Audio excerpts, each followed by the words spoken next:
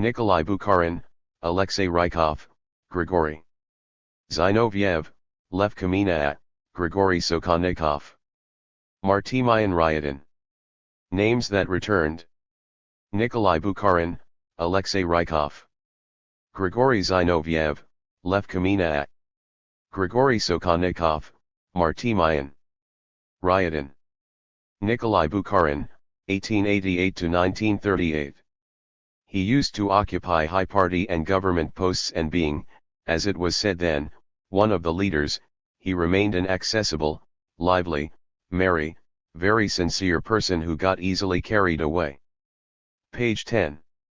Alexei Rykov, 1881 to 1938. As deputy chairman of the Council of People's Commissars and then, after Lenin's death, its chairman, Alexei Rykov was vested with special responsibility. Grigory Zinoviev, 1883 to 1936. The recognition of the fact that Zinoviev belonged to the Leninist Bolshevik cohort does not mean concealing his real political errors and miscalculations. Lev Kamina, 1883 to 1936. In any situation would this man consistently defend his views? And if he changed some of his views, it was not because he took the cue from someone above, but because he himself assessed and reassessed the facts and events of social life. Grigory Sokolnikov, 1888 to 1939, Martymyan Ryadin, 1890 to 1937. The name of the Bolshevik financier Grigory Sokolnikov was intimately connected with the hard Soviet chervonets, the gold banknote, the phenomenon of organized economy, page 36. Ryadin's name has returned to the people. The name of a man who proved by his staunchness that even in the most desperate times there always remain people loyal to their principles and ideas. In a resolution adopted on the above issue, the Central Committee of the CPSU points out that facts and rehabilitation experience accumulated directly after the 20th and 22nd Party Congresses, as well as more recently, prove beyond any doubt that in the 1930s, 1940s, and early 1950s the practice of repressions and arbitrariness was used on a mass scale. Extrajudicial organs, troikas, panels made up of 3 people, and special sessions, both of which were specifically established for the purpose, and lists of potential victims, which became a widely used method of repressions against large groups of people, were the embodiment of lawlessness. Such practices resulted in tragic consequences for hundreds of thousands of Soviet people, exercised a negative influence on the country's social and economic development, and contributed to promoting disrespect for law and human life in society. The progress of Soviet society was slowed down, socialist ideals were undermined, and a serious blow was dealt to the prestige of the party. Restoring historical and judicial justice is a matter of tremendous political importance today. Success in forming a law-governed socialist state and developing social consciousness largely depends on this. The Soviet public, and surviving relatives and friends of the citizens who were repressed, look forward to the full rehabilitation of the innocent victims. The CPSU Central Committee has decided to request the Presidium of the USSR Supreme Soviet to consider the possibility of adopting a legislative act to rescind the extrajudicial sentences that were passed by the troikas and special sessions in the 1930s, 1940s, and early 1950s, and restore the good names of all citizens who became their victims. The rehabilitation measure will not be applicable to the traitors and Nazi collaborationists of the years of the Great Patriotic War, Nazi criminals, members of armed nationalist groups and their accomplices, persons responsible for falsifying criminal cases, and persons guilty of premeditated murder and other criminally punished 5. Able offenses. The cases of all these groups can be appealed and re-examined in keeping with the established legal practice. The Central Committee believes that in accordance with the law, it is necessary to accelerate the re-examination of the cases of those who were sentenced in the years of massive repressions. In accordance with the established order, compensation should be given for material damage, and the relatives of the victims should be located and informed of this. The Central Committee supported the proposals of Soviet citizens that special commissions should be set up in the territorial, regional and city Soviets of People's Deputies and the Supreme Soviets of the Union and Autonomous Republics. The purpose of the commissions, which are to be made up of people's deputies and representatives of the general public, will be to help the Soviets in ensuring the rights and interests of the rehabilitated persons, erecting monuments to the victims of repressions and taking care of the places where they were buried. Pravda, January 6, 1989. The current democratization process in the Soviet Union and widespread glasnost have given access to several closed pages in the history of our country and returned undeservedly forgotten names to the people. Many of these names were obliterated by the mass reprisals of the 1930s, 1940s, and the early 1950s, by violations of legality under Stalin. Hundreds of thousands suffered in those years, some for having political views which differed from those of Stalin, others for their articulate opposition to the personality cult and their criticism of the deformations of socialism, and still others for their business, family, or friendly ties with the victimized enemies of the people. As it has now come to light, the preliminary investigations of most of the cases were falsified and conducted with flagrant violations of the law, the confessions of guilt were extorted by unlawful methods, and the non-existent anti-party blocs and anti-Soviet plots were simply invented. The Communist Party and the Soviet state have taken a principled stand on the issue. The names of many innocent victims have been totally cleared. The restoration of truth continues. A commission set up by the Politburo of the CPSU Central Committee is making an additional inquiry into the materials related to reprisals perpetrated in the 1930s, 1940s, and in the early 1950s. The USSR Procurator's Office and the USSR Supreme Court are thoroughly investigating the cases. As a result of this tremendous and meticulous work, names are being retrieved from oblivion, the historical truth is being restored, and the honor and dignity of unjustly convicted people reasserted. This booklet tells about 6 outstanding revolutionaries, 6 prominent leaders of the Communist Party and Soviet state, who were fully rehabilitated in 1988. Lev Voskresensky, journalist. Moscow News is a weekly newspaper of the Union of Soviet Societies of Friendship and Cultural Relations with Foreign Countries and the Novosti Press Agency. It has been published since 1930 in 5 languages. It is sold in 140 countries and its circulation is 970,000 copies. You should know, comrades. I've always wondered what urged Pasternak to write in his series Volny, Waves, published in 1931, the lines, "You're next to us, the far-off realm of socialism. You, the country outside of hearsay and slander, are finding your way through the smoke of theories." I was simply stunned when I learned whom these most wonderful lines were dedicated to. Pasternak, a non-party member, a man generally believed to be funny in the head, who didn't write about Stalin in his poetry, in spite of obvious desires voiced at the top, dedicated his Volny to another outstanding party worker and statesman, a politician to the tip of his fingers, so to speak, a Bolshevik since 1906, member PF the Central Committee after February 1917, editor of the main party paper and at different times member of the Politburo, of the Central Executive Committee of the USSR, and of the Presidium of the Communist International. When dark clouds began to gather over the head of this man, Boris Pasternak deemed it his duty to send him a telegram, a letter according to other sources, expressing sympathy, support, and confidence in the man's honesty. It was rather hard to mail such a message openly in the 1930s. This gesture, of course, speaks volumes about Pasternak himself and about Nikolai Bukharin, his addressee. After all, a poet is a poet, a person overcome with emotions. But 8. Let's think about the price of every minute for Lenin in the short December days of 1922, when he was lying in bed mortally ill, about the price of each word in his political will which had been dictated with great difficulty and thoroughly appraised about his nearest comrades in arms and inheritors of his cause. It would seem he had to write only about business and political qualities, without any emotions, because there wasn't time for them. Suddenly we come across the humanly warm, cordial words. Bukharin is not only one of the most valuable and major theoreticians of the party, but is also correctly considered the entire party's favorite. The will did contain criticisms, too, we'll speak of them later on. But still, the party's favorite.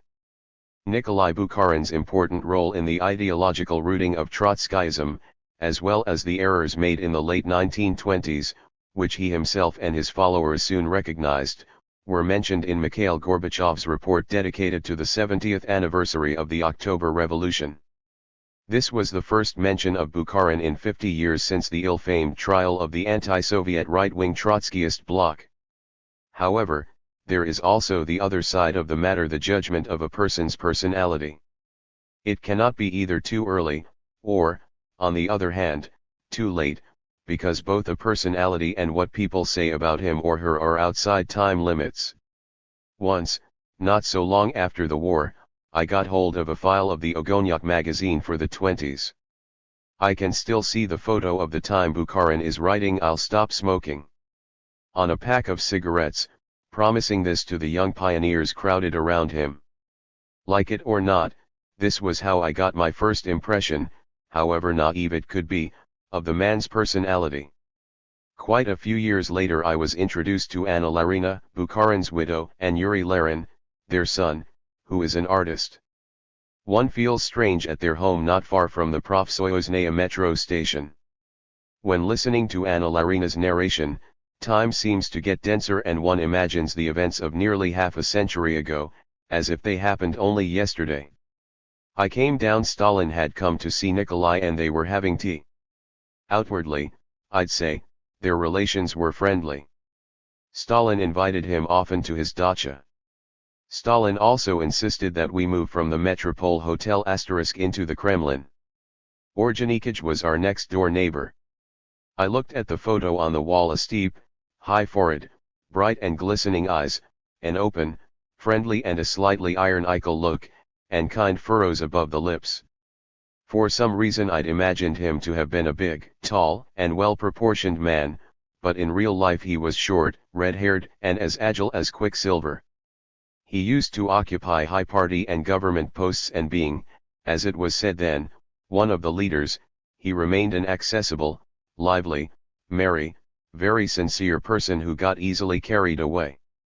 On the opposite wall are two oil landscapes, two works by Bukharin which miraculously survived to our time. He exuded a current of some kind, or as we say now, he generated a biological field, and whoever got into that field, felt involuntarily its impact. Here is another colorful psychological episode. Try to imagine the extremely hard spring of 1920. The Civil War was going on. The country's economy was paralyzed and famine was looming large. The White Army was pressing all the time. And it was exactly in those days, probably at nights, that Lenin was reading the then just published book Economy of the Transition Period, the general theory of the transformation process. Part I, and, after reading it, wrote a joking review of it, making a parody, on purpose, of the author's over-heavy style. Today one regards this as a surprise which doesn't fit in with the textbook image of Lenin. What do you mean a parody? And, moreover, at the time when there was hardly any excuse for joking. Lenin's review has been published many times and one can read it, but not the book Economy of the Transition Period by Bukharin. And, really, it should be read. Let's say, for example, that nowadays we're used to talking about the buy1ding of socialism. But in the political vocabulary of the revolutionary time these words sounded crude. Words like introducing, establishing, or victory of socialism were used more often. Bukharin was well nigh the first person to realize this and wrote, "It will be necessary to build socialism. The existing material and personal resources are only a point of departure in development which engulfs an entire huge epoch." Quite right. Lenin wrote in the margins. No, it was not by chance that in those most intense days of 1920, Lenin deemed it necessary to find time to read Bukharin's book with such great attention. Let us go back to Lenin's critical comment on Bukharin in the already cited letter to the Congress. But his theoretical views can be called Marxist with very great doubts, because he has something scholastic, he never studied and never understood dialectics to the end. And, true enough, he studied very little, if, of 10 course, we understand studies as a well-planned course of academic studies. In 1907 he joined the economic department of the law faculty of Moscow University. He was by that time a Bolshevik organizer, propagandist, and agitator. 18 months later he was arrested, together with the other members of the Moscow Party Committee. During his 4 university years he was arrested 3 times, sent to jail in Moscow, exiled to Onega on the White Sea coast, escaped and illegally went abroad. A thriller film could have well been made about his 6 years abroad. In Austria he was arrested and put in a military fort. Later he was arrested in Britain and in Sweden. He was exiled to Norway, and managed to get illegally to the USA where he made a lecture tour. As soon as he heard about the overthrow of the Tsar, Bukharin hastened to get back home, through Japan, making a round-the-world trip, and became one of the leading participants in the October Revolution. But that's only the outside contour of his life. He also worked intensely in libraries and spent long hours thinking. At the same time he carried on a theoretical, political, and organizational struggle against the opportunists and worked in the Bolshevik press abroad. His research papers were published one after another. Yes, they did contain something scholastic. But let us look at an important postulate made by Lenin in the same letter to the Congress. His criticism of Bukharin and Pyatakov was made only for the present.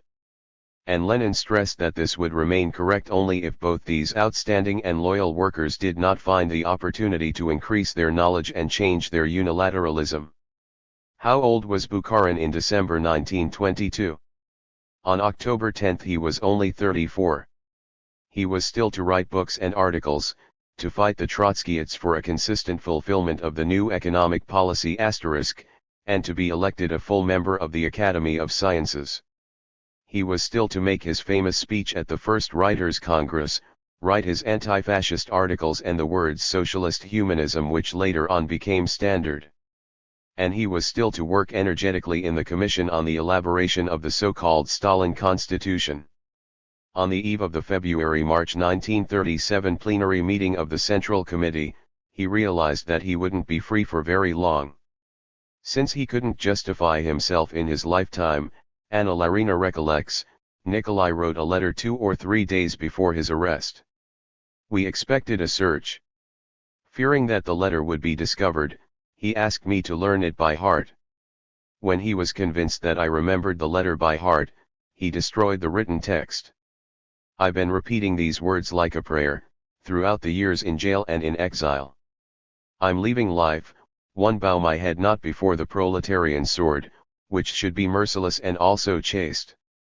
I feel my helplessness before the infernal machine which, using probably medieval methods, possesses a gigantic strength, fabricating organized slander, and acts boldly and confidently. Dzerzhinsky is no more.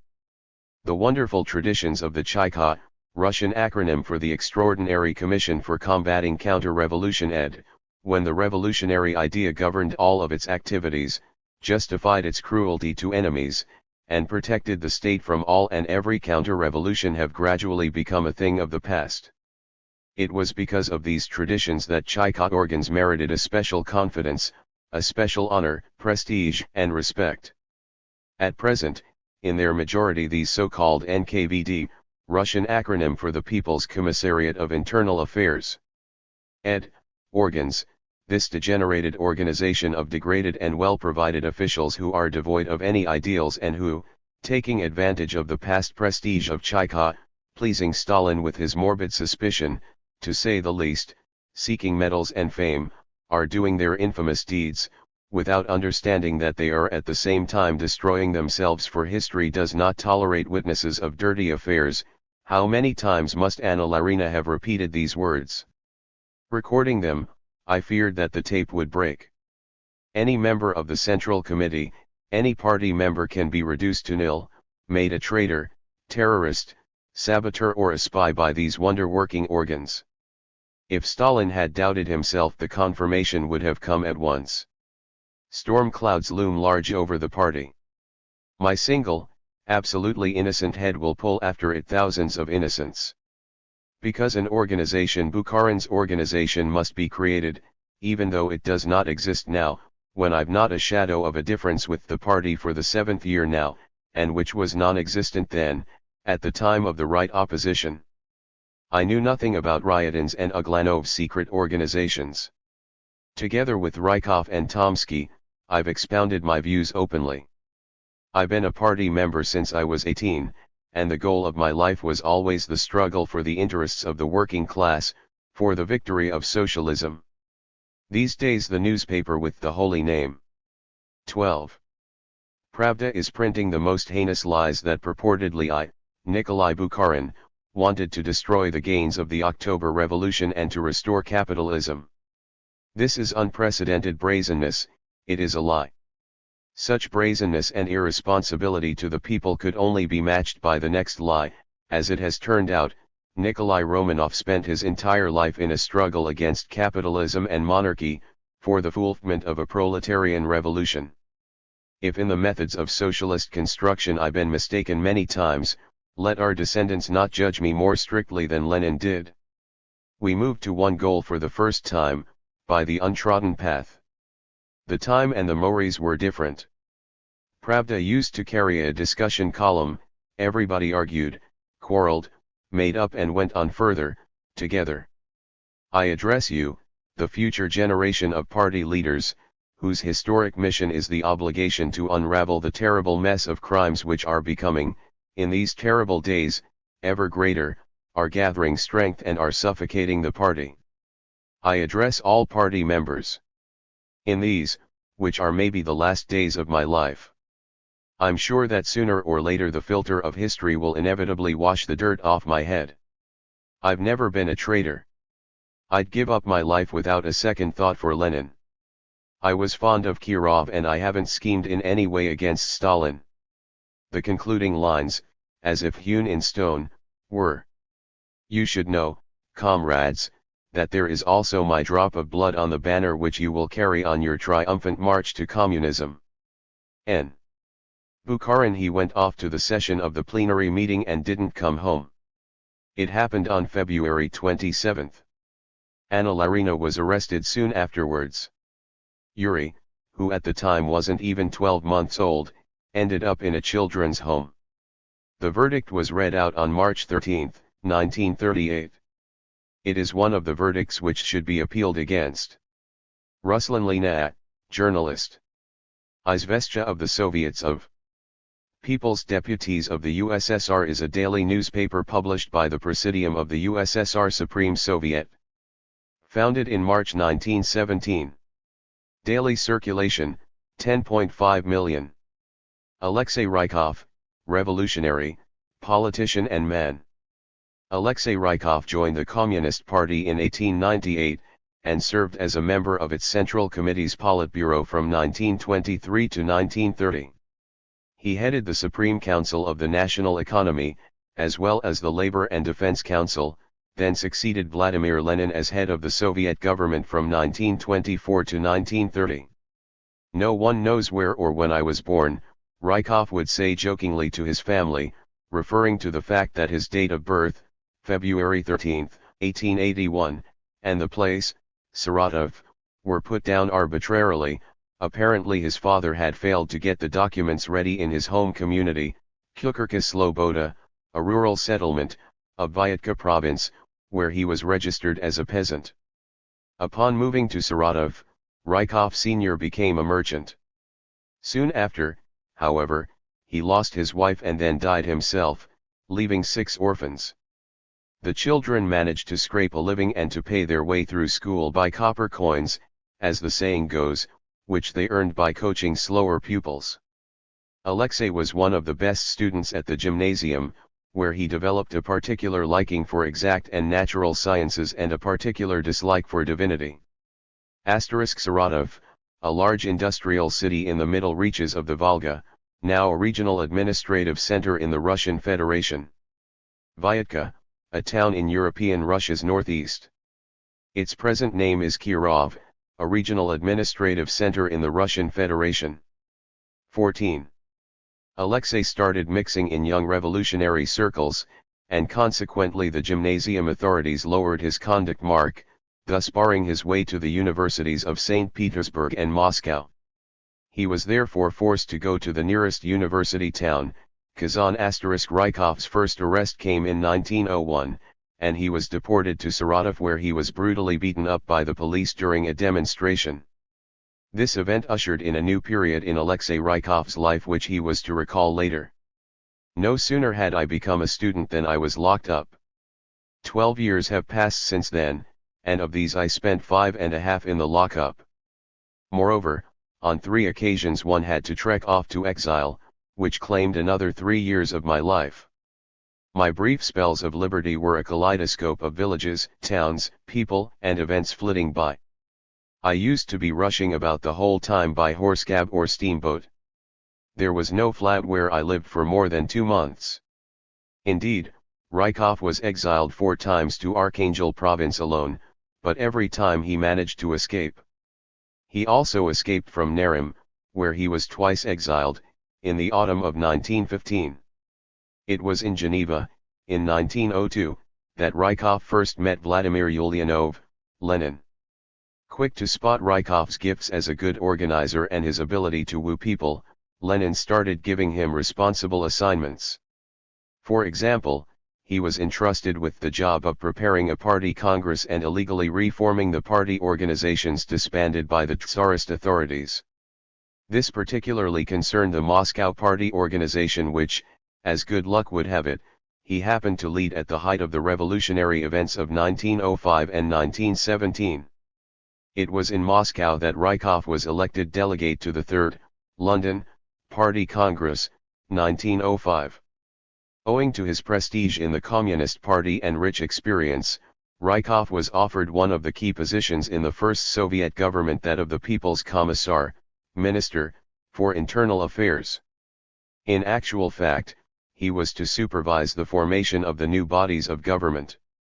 From the very start, however, Rykov and some other members of the Central Committee and the government disagreed with Lenin and the majority on whether the government should remain the way it was or whether it should include more.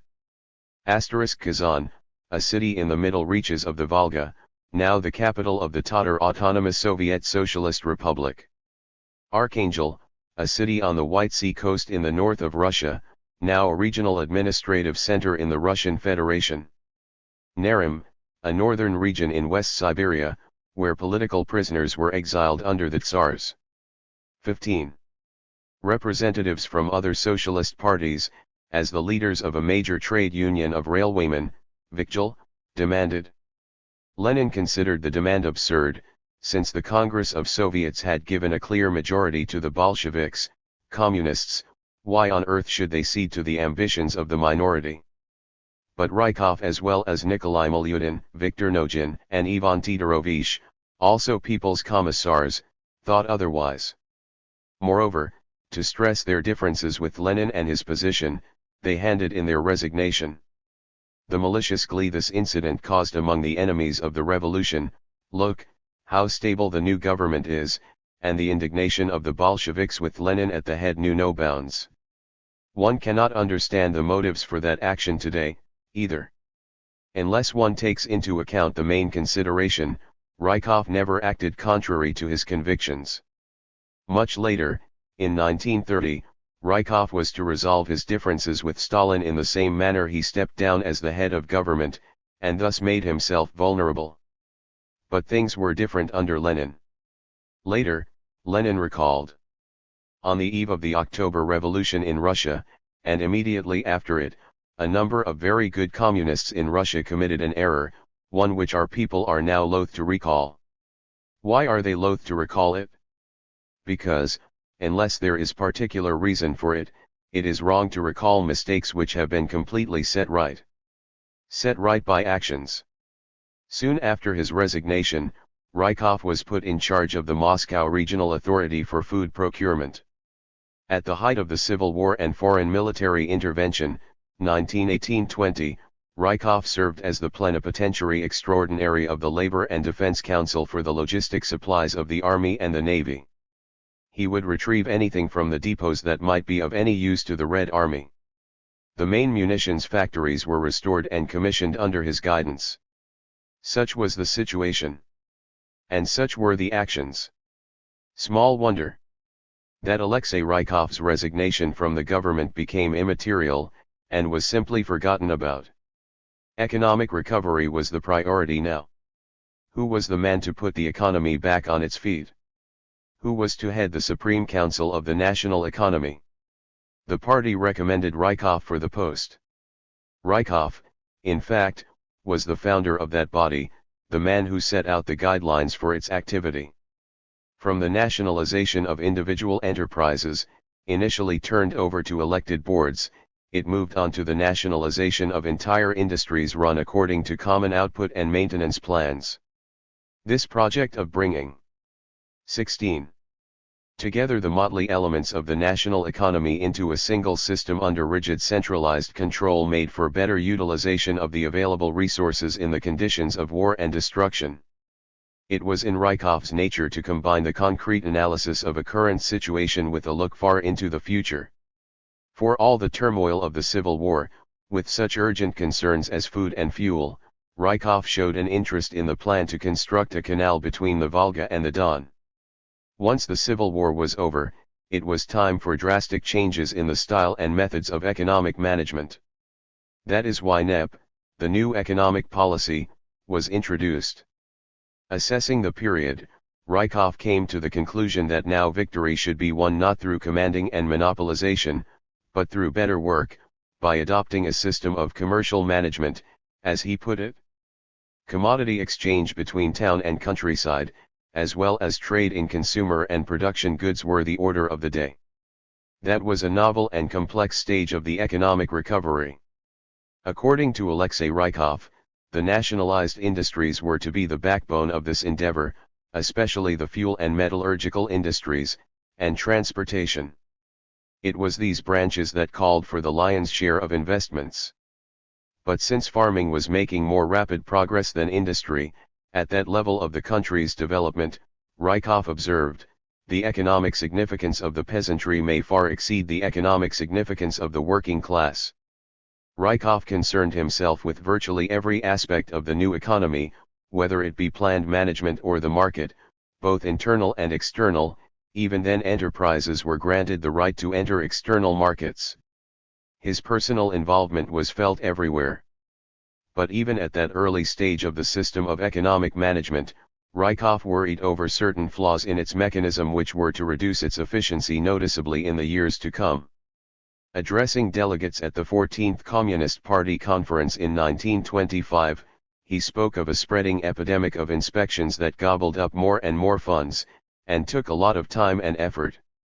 1 billion rubles for inspections, but only 50 million for construction, chimed in one of the delegates in the hall, Vilas Chubar, chairman of the Council of People's Commissars of the Ukraine. No less evil to Rykov was the excessive overstaffing of the central agencies. They were losing touch with the subordinate enterprises which were vibrant with new vitality. Changes at the bottom, but routine at the top, this is dangerous. The top will apply the brake to any movement down at the bottom, he cautioned. 21285-17. As deputy chairman of the Council of People's Commissars and then, after Lenin's death, its chairman, Alexei Rykov was vested with special responsibility.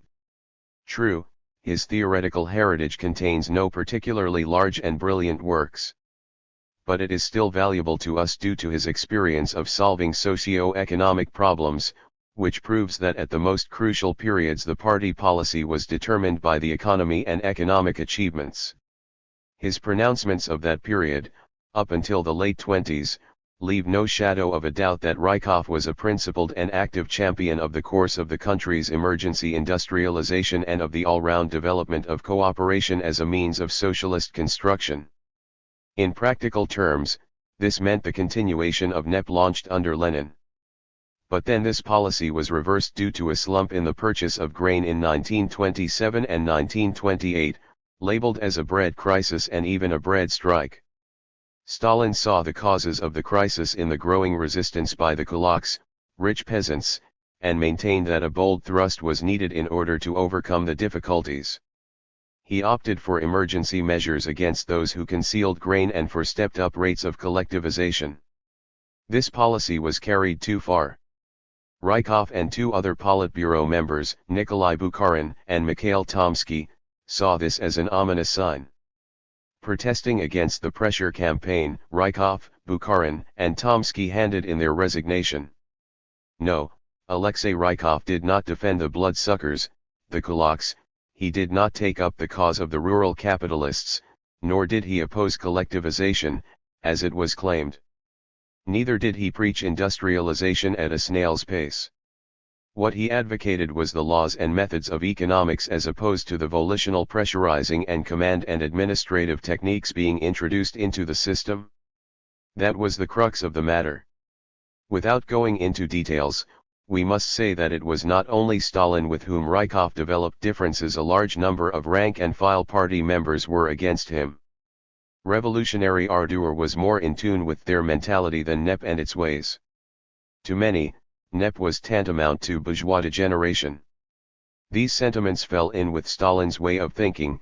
He understood dialectics not as the unity and struggle of opposites but solely as their struggle. So one of the opposites had to be removed, eliminated, especially if power was at stake. In this particular case, the right-wing deviation was the target. This was how Rykov, Bukharin, and Tomsky were branded. What is a deviation? This is how Lenin defines it. A deviation is not yet a full-blown trend. A deviation is 18. Something that can be rectified. People have somewhat strayed or are beginning to stray from the path, but can still be put right.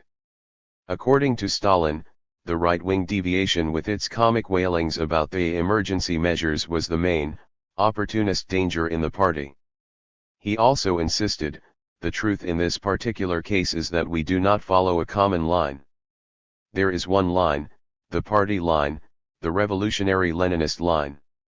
But there is also another line, the line followed by the Bukharin group that is waging a struggle against the party line. This other line is the opportunist one. Accordingly, such a vicious campaign was launched against the deviationists that even their self-criticism, their readiness to prove by their actions that they supported the party line, were dismissed as maneuvering and subterfuge. Bow your head before the party. This demand, directed to the Trotskyists shortly before, was now addressed to Rykov. This was no hollow sound to Rykov, who had devoted his whole life to the party and who, by the will of the party, had been elevated to the high post of the head of the Soviet government. Therefore at the 16th Party Congress in the summer of 1930 he recanted. The shorthand report may give an idea about the nature of his self-criticism and the atmosphere at the Congress. Lyubchenko, one of Rykov's ardent supporters shortly before. Author: do you agree that the position of right-wing deviation is that of petty bourgeois liberals? Rykov: well, this very combination of petty bourgeois notions and liberalism where I am concerned, is not quite clear. Maybe you can explain it to me later on, in a private talk. Lyubchenko: you'd better read Stalin's speech. Laughter, commotion. Rykov: I repeat, very likely there are many things I have not said. Voice: the main thing, and have omitted, but I've tried to explain the main thing. Voice: but didn't exactly explain it, around which all my differences with the Central Committee revolved. Voice: you'd better tell us about party discipline. Commotion: you should listen to what I say. It seems to me, that our position is essentially that of defending the petty bourgeois resistance. Voice: that's putting it mildly. But let us change the scene and the time. Let us return to the present and set out, on a damp day in early spring, for Preobrazhenka, a street in Moscow. Let us visit, after a prior phone call, of course, Natalia Rykova, the daughter of the Sovnarkom **** Sovnarkom, the Council of People's Commissars, the government. 19. Chairman. She lives in a small, light, one-room flat, which is simply, even modestly furnished. The first thing to catch your eye is a photograph tucked behind the glass door of a bookcase. Lenin and Rykov. Looking at Rykov, you want to know more about the man. Nikolai Rykov reminisces. He was slender. Above average height. Dark hair. An open face. Radiant blue eyes. His beard and mustache were of a different shade though. This circumstance caused a misunderstanding when my mother, also a party veteran, became acquainted with him. It was in Paris, in a flat Lenin occupied then. His wife, Nadezhda Krupskaya, was not in. Lenin was playing chess with Osip Piatnitsky, a prominent party member, who was also living in emigration in Paris. Suddenly, TV doorbell rang. My mother went to open the door. She recounted that she opened the door and saw a stranger with an unmatching beard and mustache. Although he named the password correctly, she still had her doubts. What if he were a decoy? She whispered that to Lenin. Leaving his chessboard, Lenin went to have a look and burst out laughing. Well, some decoy. Such was his outward appearance, Rykov's daughter went on. As for his nature, he was of jovial disposition. He liked joking, like Bukharin, but was somewhat more restrained and introverted. He was fond of nature, but in a different way from Bukharin, who might go off hunting with his sketchbook. No, his love of nature was more down to earth, if you like. Even just outside the town, he would always have a look at the crops of oats or rye. His working habits, you ask? When we lived in the Kremlin, he would come home for lunch and then, lying down on the sofa, might say, "There will be a Sovnarkom meeting in 7 minutes, please wake me up in 5. He often came back late, about 11 in the evening. He would have tea and do some reading. But if he came earlier, the whole family would go to the theater. His friends. I don't think I can single out anyone in particular. He used to have sincere, friendly relations with almost everybody. But I can well remember the time when his temper started changing for the worse. It was in 1930. And best of all, I remember the last months and weeks he was with us. Because it concerned all of the family. In the summer of 1936, when I graduated from Teachers Training College, my father, then the People's Commissar for Communications, took me along on a business trip to the Soviet Far East. I acted as his secretary and typist. In the autumn of the same year I started teaching Russian and Russian literature in a border guards school. Shortly after we had moved from the Kremlin to the house on the embankment, a residential house for government. 20. Officials and their families near the river Moskva-Ed, the school authority told me that I should resign. I knew it was useless to resist. At home things were very bad. In December 1936, after attending sittings of the plenary meeting of the Central Committee, my father would return home increasingly gloomy. He would pace the room for hours on end. My mother and I would tell him time and again, "If you feel you are right, stand up for yourself." I remember when we read Bukharin's letter to the Politburo. It showed up the absurdity of the accusations leveled at him and my father. As we read that letter, it seemed to grow lighter in the room, the letter was so convincing. "You'd better write as well," my mother said. My father looked at her meaningfully. I still remember that look of his and snickered, "Think anyone will take any notice?" I well remember the day on the eve of the next plenary meeting of February-March, 1937, when Orjonikij died. "Our last hope," my mother said. She had a stroke. My father attended the plenum. Coming back in the evenings, he was all blue in the face. He did not eat or smoke during the last 2 days. And on that very last day he returned before dark and retired to his study. He did not answer my question, "Will you have to go there again?" Then I decided to ring up the Kremlin myself. Poskrebyshev, Stalin's assistant, answered. I asked, "Will you be needing my father tonight again?" "I'll phone you back," Poskrebyshev replied. And he did. He said, "The car is on its way." I helped my father on with coat and went out to see him off. We parted. He got into the car and drove off. I never saw him again. Yet another phone call interrupted our talk. Natalia Rykova thanks someone again for their memory. Memory has been living on in people for so many years. And what years? The point is that memory, especially if it is a good one, lives a longer life than man. Dmitry Shelostov, Doctor of Science, History. Nedelia is an illustrated weekly, a Sunday supplement to the newspaper Izvestia. Founded in March 1960. Circulation, 1.6 million. Grigory Zinoviev, The Life and Struggle. Anyone who has read the minutes of the 6th, Prague, All-Russia Conference of the RSDLP held in 1912 may have noticed that only 2 members of the party's Central Committee elected by the conference were voted in unanimously, Lenin and Zinoviev. 5 years later, these 2 names also headed the list of the Central Committee elected by the 7th, April, All-Russia Conference of the RSDLP early in 1917, just as the party emerged from the underground after the overthrow of the monarchy. When the 6th Party Congress met in session 3 months later, it decided not to promulgate the entire list of the Central Committee members for security reasons. Nevertheless, at the suggestion of Grigory Orgenikij, the names of the 4 members who carried the majority of votes were announced. They were, Lenin, 133 votes out of 134, Zinoviev, 132, Kamina and Trotsky, each received 131 votes. Now, let us look into the minutes of subsequent party congresses, say, of the 12th, 1923, Congress, which Lenin was unable to attend because of a grave illness. It was Zinoviev who delivered the main report, the political report of the Central Committee.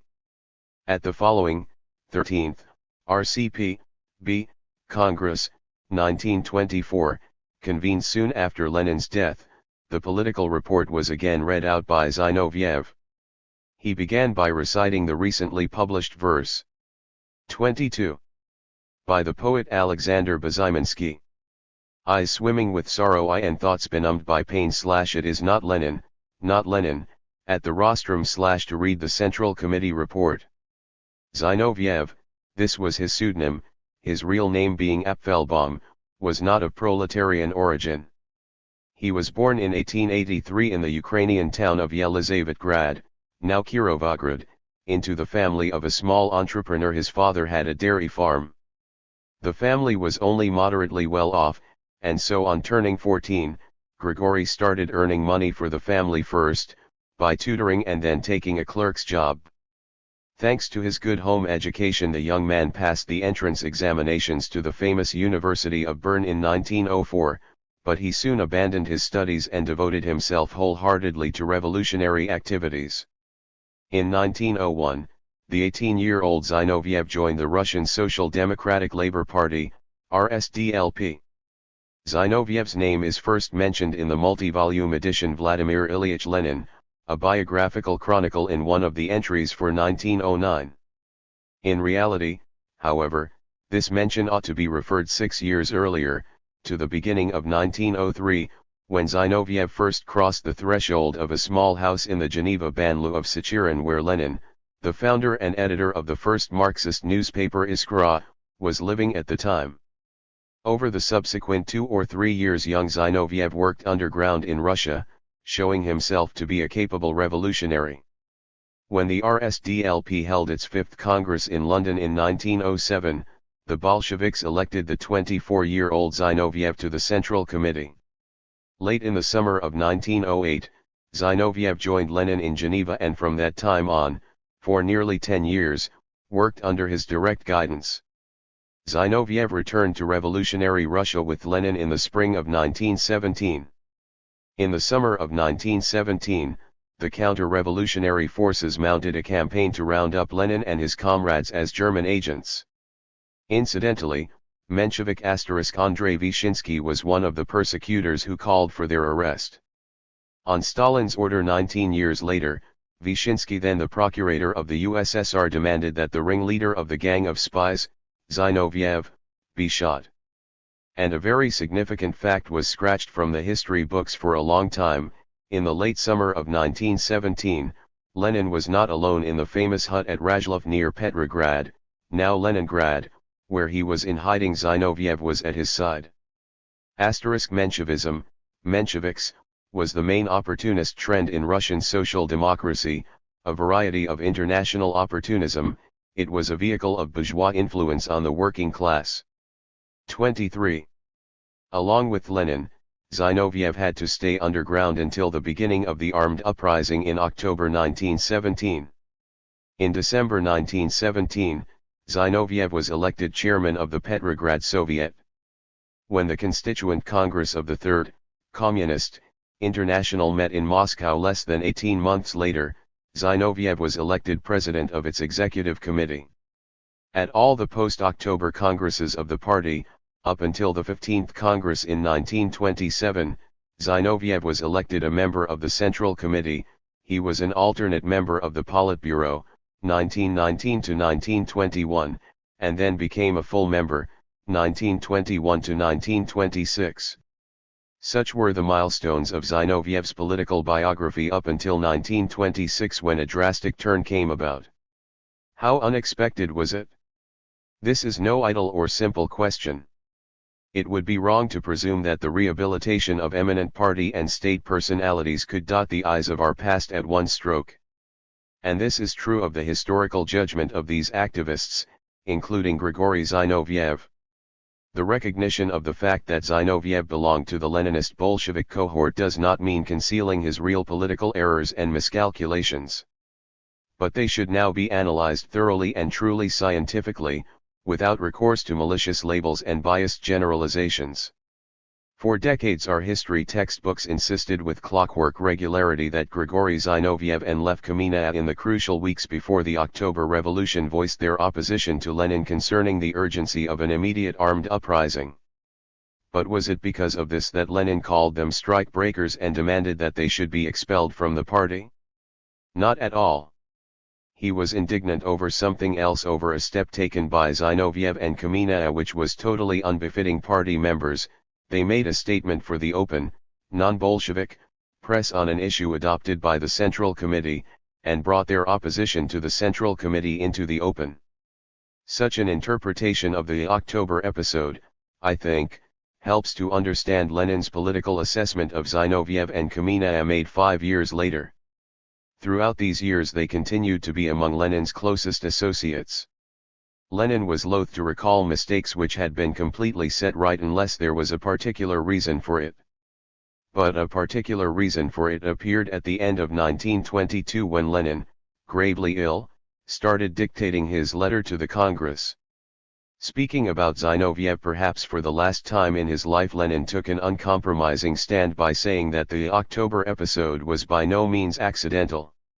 Lenin must have been referring, above all, to Zinoviev's unrestrained political ambitions that manifested themselves as early as 24. October 1917, ambitions that threatened to evolve into a lust for political leadership. We have no ground for the assumption that Zinoviev, or Kamina for that matter, aspired to the cult of his personality in the early 1920s, in the sense that we understand it now. No doubt he must have been aware that none of Lenin's associates could measure up to the late leader's stature and, in principle, supported the idea of collective leadership. Yet he would reserve a special role in it for himself. The same objective was pursued by Leon Trotsky, though from his standpoint and in keeping with his own ambitions. Yet Trotsky's prestige sank considerably after the ideas propounded by him and his supporters had been condemned by the party majority in 1923 and then at the 13th Party Conference in January 1924 as an attempt to revise Bolshevism from the positions of an explicitly petty bourgeois deviation.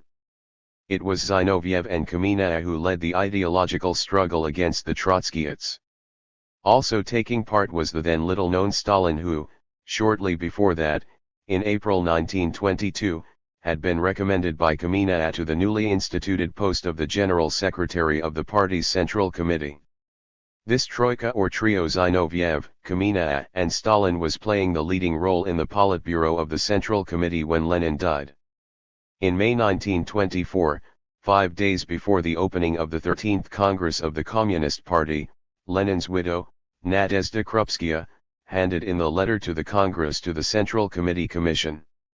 It has been noted more than once in contemporary literature that Zinoviev, Kamina, and Stalin had a major part to play in concealing this major document from the party and in refusing to act on its recommendations.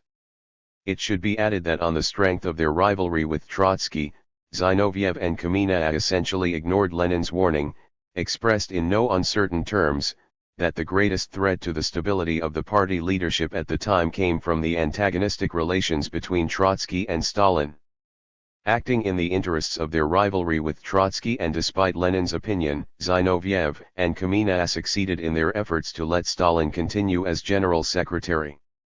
In fact, they preferred to preserve what appeared to them a favorable balance of forces, even though Lenin's letter opened with the insistent advice to undertake at that Congress a number of changes in our political structure. Indeed, the October episode turned out not to have been accidental, as Lenin pointed out. In a way, it was unfortunately repeated in 1924, but with a different implication. In 1917 Zinoviev and Kamina had appealed to a wide audience outside the Communist Party, whereas in 1924 they concealed the leader's crucial advice from the party and did not follow it. 25. The logic of one false step led to others, some of which might have looked insignificant at first glance. Early in the 1920s 2 towns with the same name Trotsk appeared on the country's maps, one of them is now Chapovsk, the other Gatchina. Then, in 1924, the town of Yelizavetgrad was renamed Zinovievsk and simultaneously, another Ukrainian town, Yuzovka, disappeared from the maps to become known as Stalino. The following year Tsaritsyn on the Volga became Stalingrad. The first renamings, which snowballed at a later date, were the first symptoms of leadership's cult which paved the way to authoritarian rule. Other symptoms were soon to follow. Back in the summer of 1923 a group of the party's Central Committee members, including Grigory Zinoviev, Mikhail Frunze, and Grigory Ordzhonikidze, held an unofficial cave meeting near Kislovodsk, a resort town in the North Caucasus. They pointed to the increasing power of the Stalin-led Secretariat and Organizational Bureau, Orgburo, of the Central Committee. A compromise solution was reached. The Politburo members Zinoviev, Trotsky, and Bukharin would sit on the Orgburo as well. Yet none of them, as Zinoviev admitted later, took part in the current work of the Orgburo nor attended any of its meetings. That was also a significant trait. Later, in 1926, Felix Dzerzhinsky was to tell Kamina to his face, "You are intriguing rather than working." Didn't these words apply to Zinoviev as well? A man who's taking part in a game at political priesthood, in contravention of the Leninist principles of collective leadership, led him into a blind alley as a Bolshevik revolutionary and, ultimately, to a personal tragedy. This game kept him from openly admitting his mistake on the issue of Lenin's behest at the crucial 14th Congress of the Communist Party in 1925. His attempt to side with Kamina, Sokhonikov and other delegates against the growing power of Stalin was not only belated but it was brought to nil by his stand on issues of socialist construction, which clashed with the general party line. But Stalin never forgot that attempt. Zinoviev did not draw the right conclusions either. Having proceeded against Trotsky from Bolshevik positions in 1923 to 1924, Zinoviev joined his cause after his defeat at the 14th Party Congress. Late in 1927 the 15th Party Congress expelled him along with other active members of the opposition from the party. Although the following year Zinoviev confessed to his wrongdoing and was reinstated in the party ranks, his political life came to an end. As for his personal destiny, he found himself to an even greater extent at the cruel mercy of the man whom he had helped so much to 26.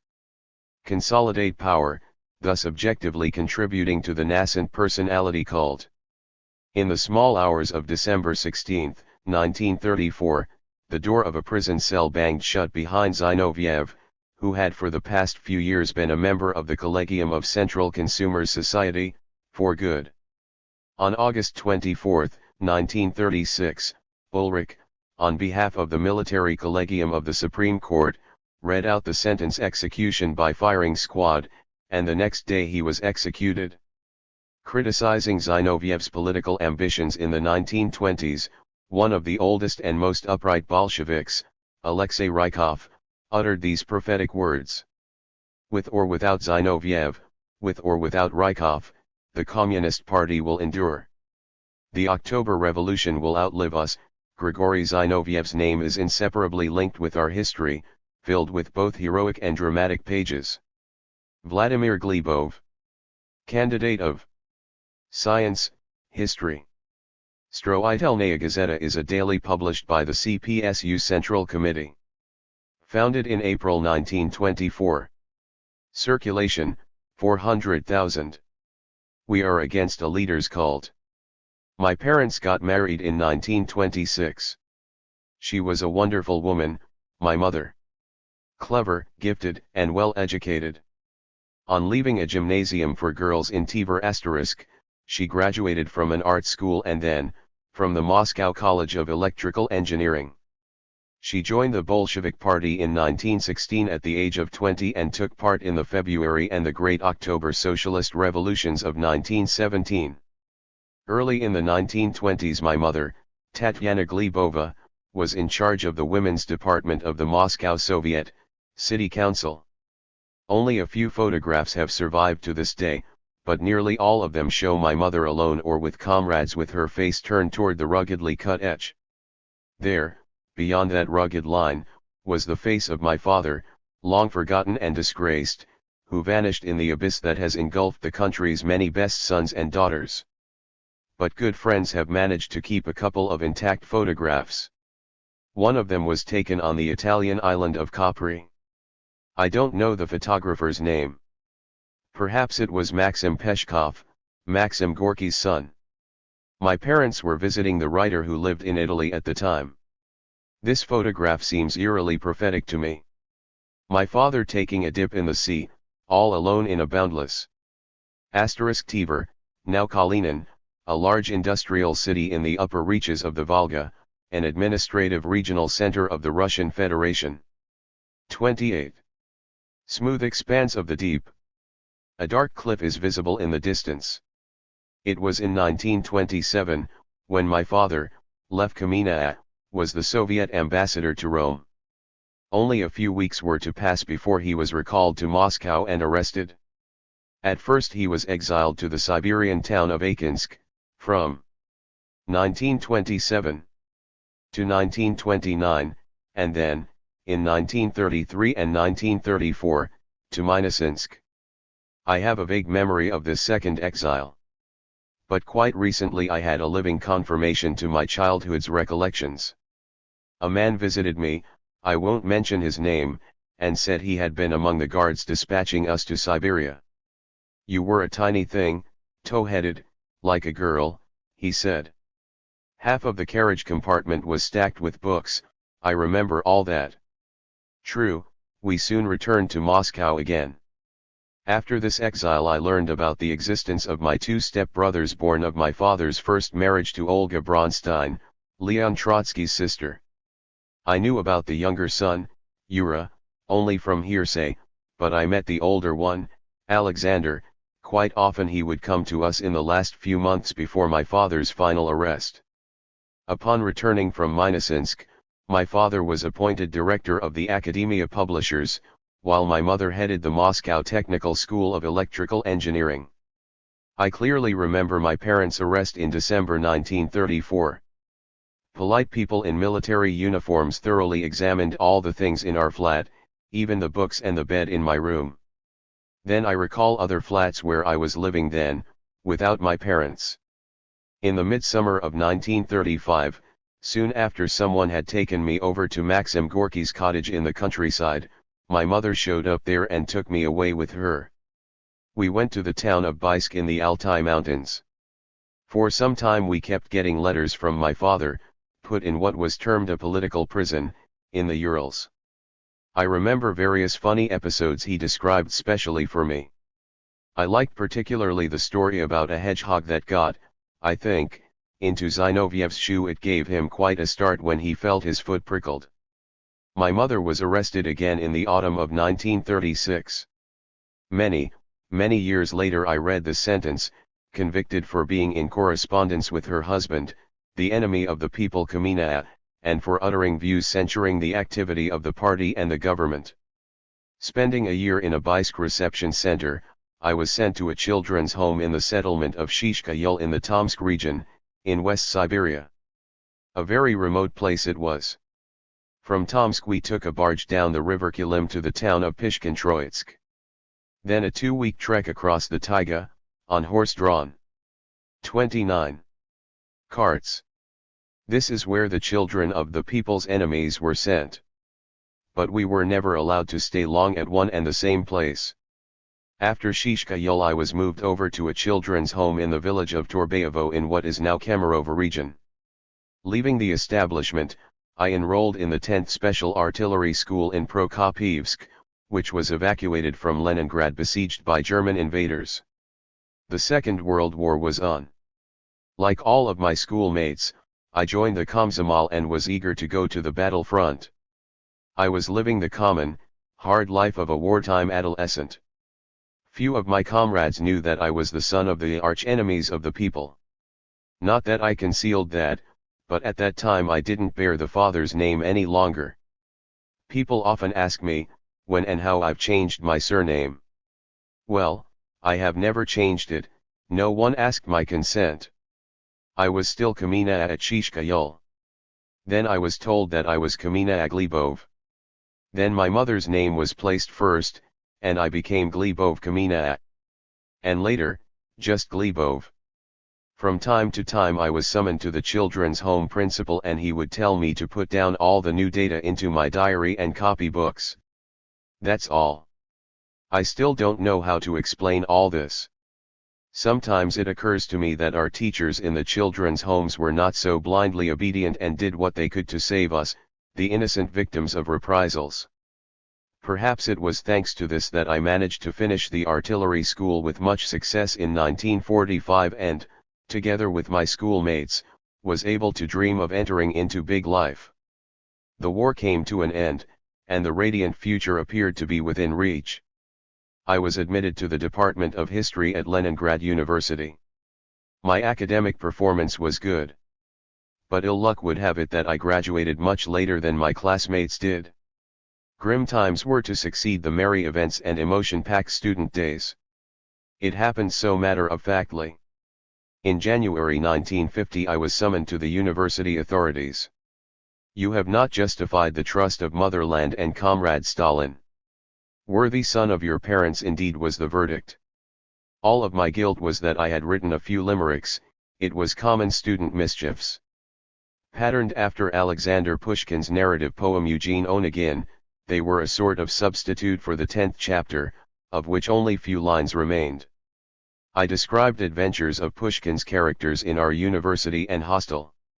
I still remember the silly, awkward lines which seemed to me so funny in those days, and the enraged hero, flexing his leg, kicked the dear friend smash in the head. The investigator told me I was a dangerous repeat offender, an inveterate Trotskyite, and that it was actually going to be my third term. So, it appeared, I had served my first term at the 30 age of 4 when I was staying with my parents in the Minusинsk exile. Thus, against my will, I went to carry out the Volga-Don Canal project. I was engaged in delivering timber to the construction area. Like many of my companions in distress, I was rehabilitated in 1956. My return to normal life was no easy one. I was reinstated at the university as a 4th, and not 5th-year student. I followed the advice of good people for I had to come round and recall what I had learned long ago. Like all of my compatriots, I was searching for answers to many questions, and what a complex and painful search it was. Much earlier, working at the construction of the Volga-Don Canal together with people convicted under Article 58 of the Penal Code, counter-revolutionary activity, I had gotten rid of the subconscious shame instilled in my mind in the children's homes for my parents, the enemies of the people. I did not believe any longer that hundreds of thousands, nay, millions, could be enemies of their own people. And I heard an unofficial opinion about my father from the camp prisoners. So, back in those days I had understood a lot and exculpated him in my heart. Reinstated at the university, I started looking for Lev Kamina's literary works and reading whatever I managed to find. I was eager to get down to brass tacks. The 20th CPSU Congress that condemned the Stalin personality cult, 1956, as well as my own experiences helped me comprehend the tragedy of the homeland. Still and all, some misgivings would persist in me that my father, though he was no enemy, of course, but how to put it more exactly, he was not a real Bolshevik and follower of Lenin. And so I got down to in-depth studies of Marxism-Leninism and the party's history.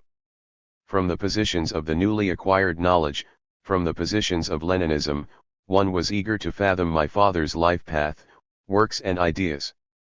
In Lev Kamina's lifetime, prior to his last arrest in December 1934, several volumes of his works had been published. I don't think this is all he has written.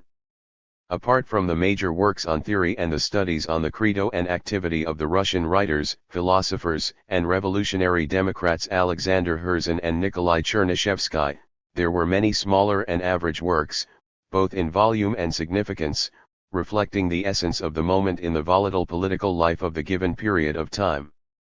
That Lev Kamina's views were consonant with the spirit of his times is clearly testified by a report he made instead of the gravely ill Lenin at the 11th Party Conference in December 1921. The title of the report was "The Current Tasks of the Party in Connection with Economic Recovery." It summed up the first results of NEP, the 31. New Economic Policy. Lev Kamina also took part in drafting the resolution of the conference. My father's views on economics are best of all condensed in the following paragraph reflecting the standpoint of the majority of the delegates.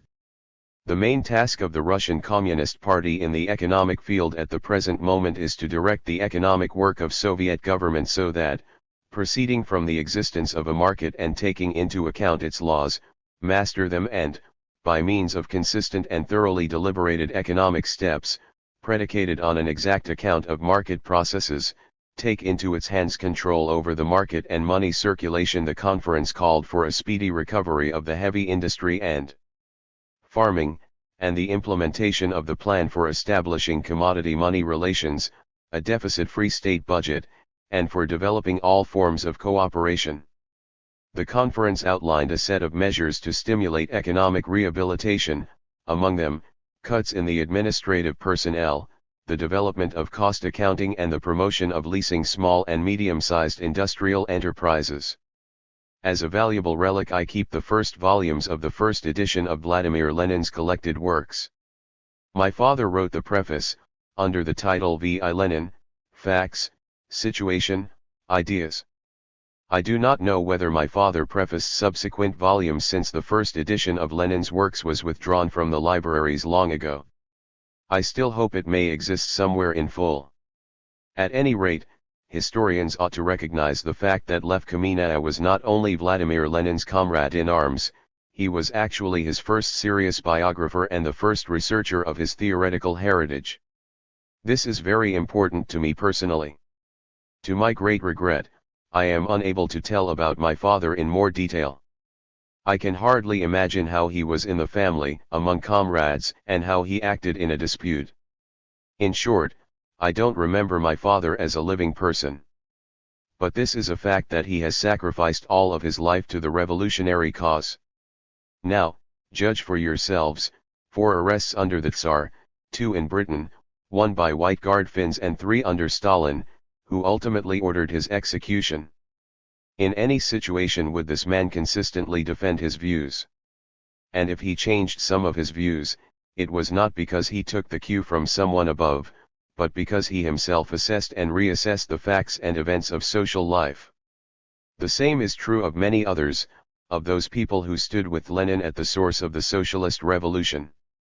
Even their mistakes were those of the pioneers, and they were able, without sparing their ego, to abandon their delusions in a bold and sincere manner. 32. Much is being written today that after Lenin's death, a leading corps shaped up within the Politburo in the persons of Kamina, Stalin, and Zinoviev. It is from this leading corps, according to some researchers, that the violations of the democratic principles of leadership sprung. But here I beg to differ, not as Lev Kamina's son, but as a social scientist. I'll try to prove my point. Let's look into the facts. In 1921, Vyacheslav Molotov became a Central Committee secretary in charge of the personnel. I believe, and there are testimonies of old Bolsheviks thereof, that as early as in 1921 and 1922, still under Lenin, he found a common language with Stalin, who became General Secretary. Molotov was a real master in building up a bureaucratic apparatus on the principles of personal loyalty. It would be very interesting, I think, to look into how he installed the needed people as secretaries of the central committees in Soviet republics and of the regional and area party committees. And those people, in turn, molded the structure of party locals and screened delegates to the party congresses. Under Khrushchev, the materials of party congresses were published again. We had these publications in our institute too. True, after 1965 they somehow vanished into thin air. But even under Khrushchev the materials of the 14th Party Congress were not republished. Why? Because it would have then become clear that the 20th Congress actually fulfilled what the so-called new opposition demanded in 926. Addressing the 14th Party Congress late in 1925, my father said this. Here are the points of our dissensions. The main one is that we are against a leader's cult. We are against the making of a sole leader, we are for a collective leadership of the Politburo. We believe that Comrade Stalin does not befit the post of a unifier of the Leninist headquarters and that of the party and state head. At this point, testify the records, carefully screened and instructed hecklers shout, "There, you have shown your true face at last." Grigory Yevdokimov of the Leningrad Party organization rises to his feet, "Long live the Leninist Central Committee." But this is drowned by loud shouts from the delegates from provinces, "Long live Comrade Stalin." All of the audience gives a standing ovation to Comrade Stalin. That's how it was. The unanimity of the audience was ensured by organizational measures. Historians ought to investigate how such things were arranged. This is long overdue. Those distant years when, after my rehabilitation in 1956, I went through the throes of reappraisal, doubts and constant quest for my father's heritage and cleared him in my heart of all blemish, were the 33 most valuable to me. But outwardly my life was up the spiral, so to speak. I was sent to Siberia again, only this time to take a job which I was assigned to upon graduation. For some time I worked as a schoolteacher in the Novosibirsk region and there joined the CPSU. I am proud that I became a member of the party local organization at a coal mine. Then I moved to Novosibirsk. I wanted to be closer to major libraries, for I went on with the earlier mentioned studies. Probably because of this I was invited to join the staff of the newly established chair of philosophy at the Novosibirsk Institute of Electrical Engineering. Then I defended my thesis for an academic degree. My students, like all of the modern youth, are taking a profound interest in the events of those years and in the process of rehabilitation of the victims of Stalinism. This is logical. Because the retrieval of good names is one of the guarantees of perestroika. Launched in the Khrushchev years, this process was then suppressed. This happened, I think, because Khrushchev was a product of the Stalinist system himself and was unable to fight it by methods other than those typical of the system. It so happened that as soon as he had found the clue to the problem and made an attempt at reducing the term of office for high-ranking party and government officials, the system ate him up immediately. When the people is unable to control the apparatus of power and the bureaucracy takes hold of the state, it evolves into a class in itself and for itself. I believe that the 19th Party Conference has demonstrated a very high level of awareness of the bureaucratic menace. It has outlined a theoretical and organizational premise for rooting out the bureaucracy and setting up an administrative apparatus of the people and for the people. It has rejected the practice of lifetime incumbency. In my view, this is one of the keystones of the reform of the political system, a reform which the Communists and all of the Soviet people ought to implement quickly, within the period of time indicated by the conference. That will give the green light to a genuine economic reform which, because of the still persisting bureaucracy, is still skidding but which is so vital for the rise of the people's well-being and the strengthening of our homeland. Recorded by Alexander Bezryadin. Vladimir Ganiz, journalist. Voprozy Istorii is a monthly journal published by the Department of History of the USSR Academy of Sciences and by the State Committee for Public Education.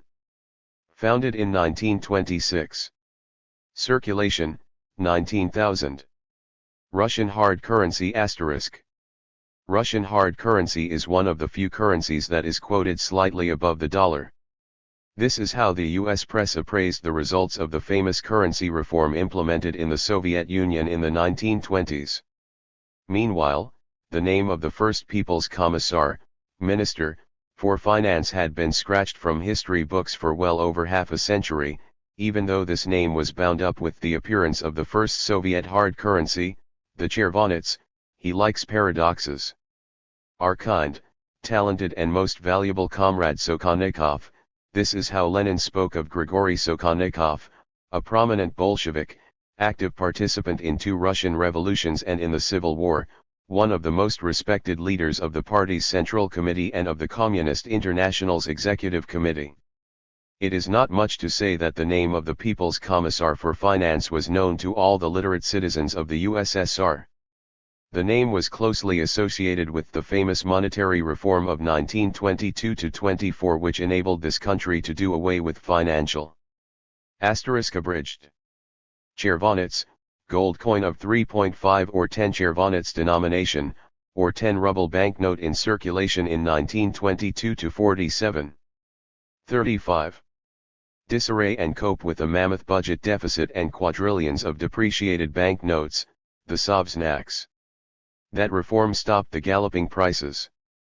The name of the Bolshevik financier Grigory Sokholnikov was intimately connected with the hard Soviet chervonets, the gold banknote, the phenomenon of the organized economy which even the tycoons of the capitalist world came to treat with much respect. Without foreign aid and under the conditions of a credit blockade, the Soviet state succeeded in setting up a convertible currency, common throughout its entire territory.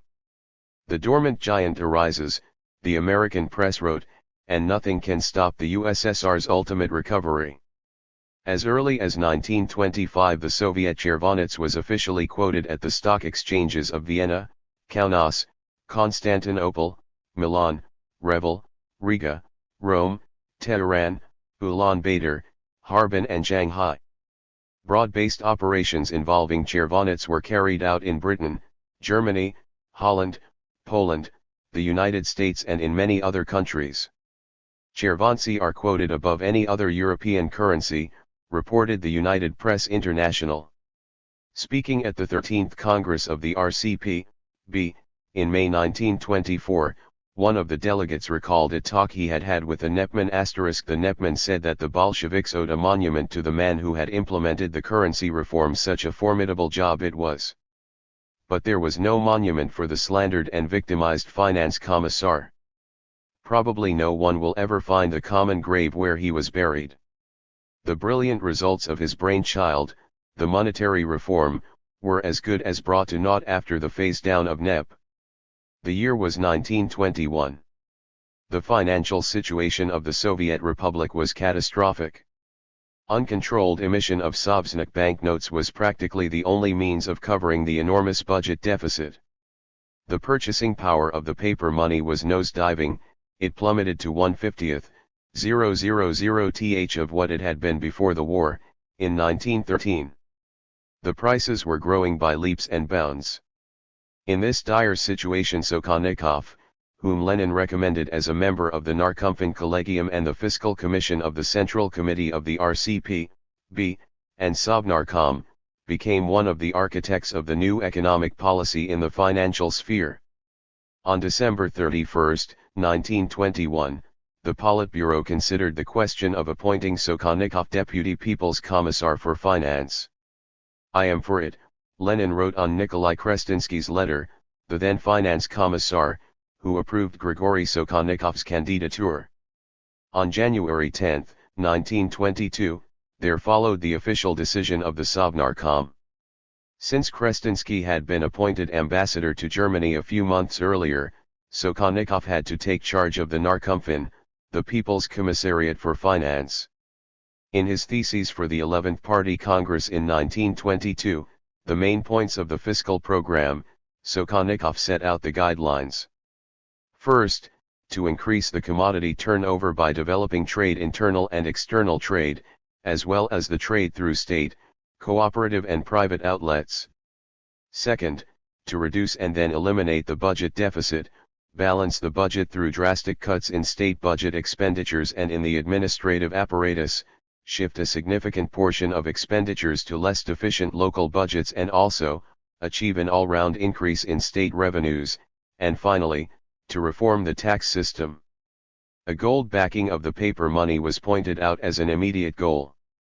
The implementation of this program took place in the atmosphere of heated debates and controversies.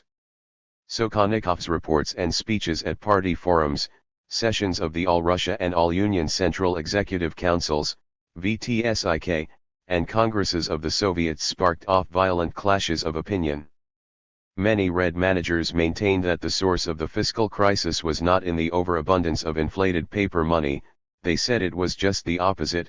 There was a shortage of money and floating assets for the restoration and development of industries.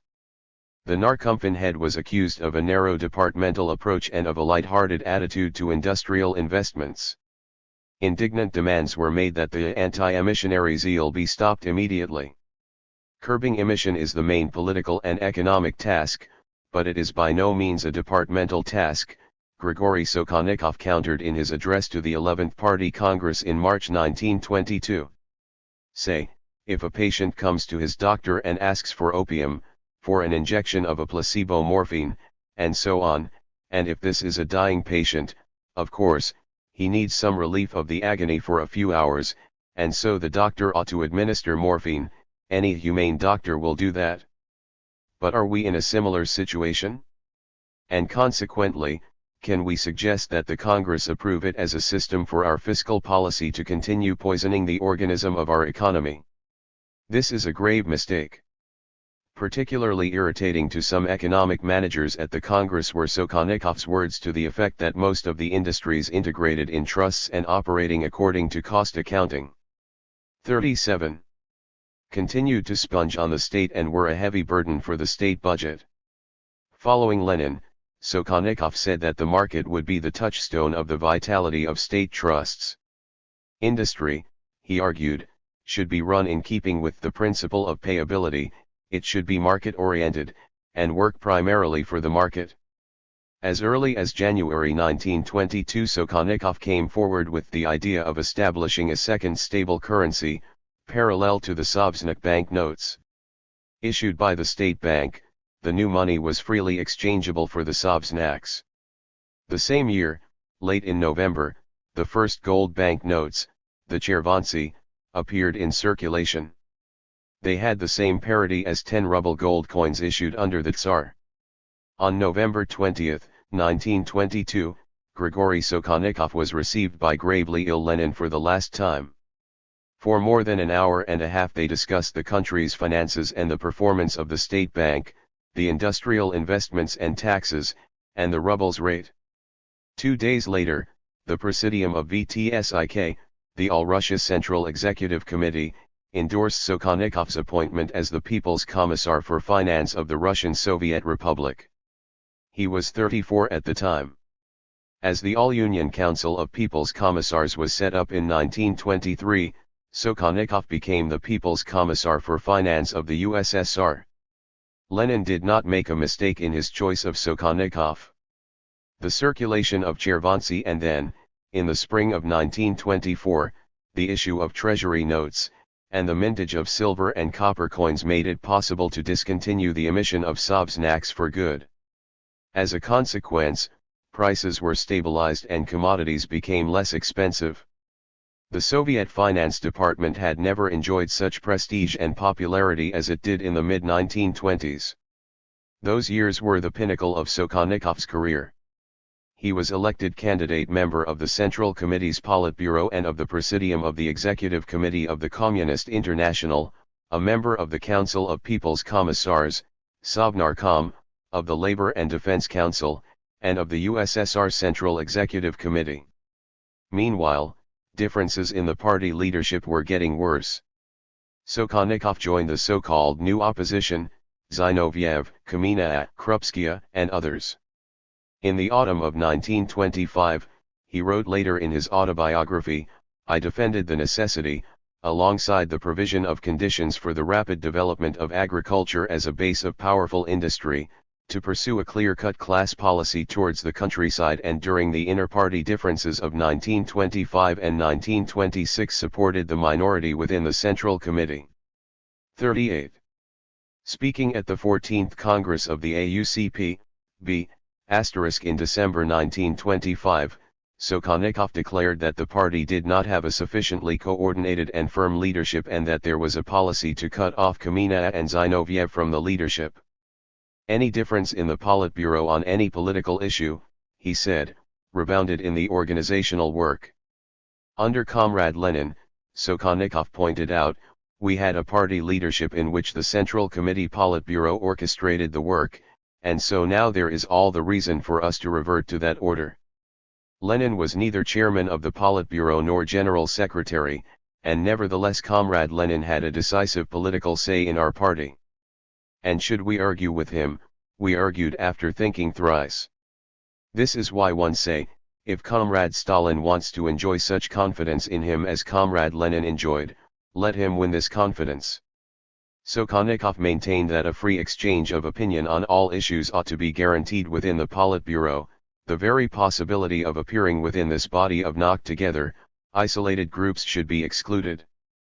All of us, all of the party needs that, he stressed.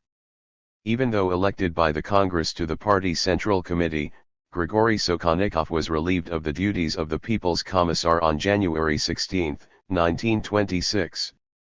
Appointed deputy chairman of the USSR State Planning Committee, Sokolnikov took part in drafting the first five-year plan for economic development. He called for realistic targets that could provide not only for rapid, but also smooth industrialization rates, most painless for the popular masses. Setting targets to achieve the country's self-sufficiency in everything within a very short term of 5 years, Sokolnikov warned, meant shifting an unbearable burden on the USSR's national economy. So far we are dealing with planned targets, he stressed, but soon we shall be dealing with living people. Alas, the champions of crash industrialization rates would not heed the sober voices of those whom they denigrated as skeptics and pessimists. The adventurist policy of superindustrialization with all the ensuing negative consequences got the upper hand. Realistically minded economists like Sokolnikov, independent in their judgment and assessments, stood in the way of the Stalinist course. First gagged, they were physically exterminated afterwards. When at the Moscow Party Conference in January 1934, Sokolnikov, at that time Deputy People's Commissar for Foreign AUCP, B. Hist. The All-Union Communist Party, Bolsheviks, see Appendix 39. Affairs and candidate member of the Central Committee, took the floor.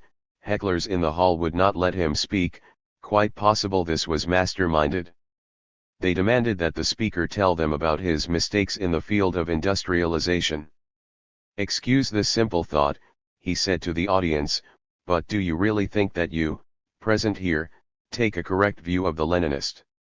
Kaganovich, first secretary of the Moscow Party Committee and Politburo member.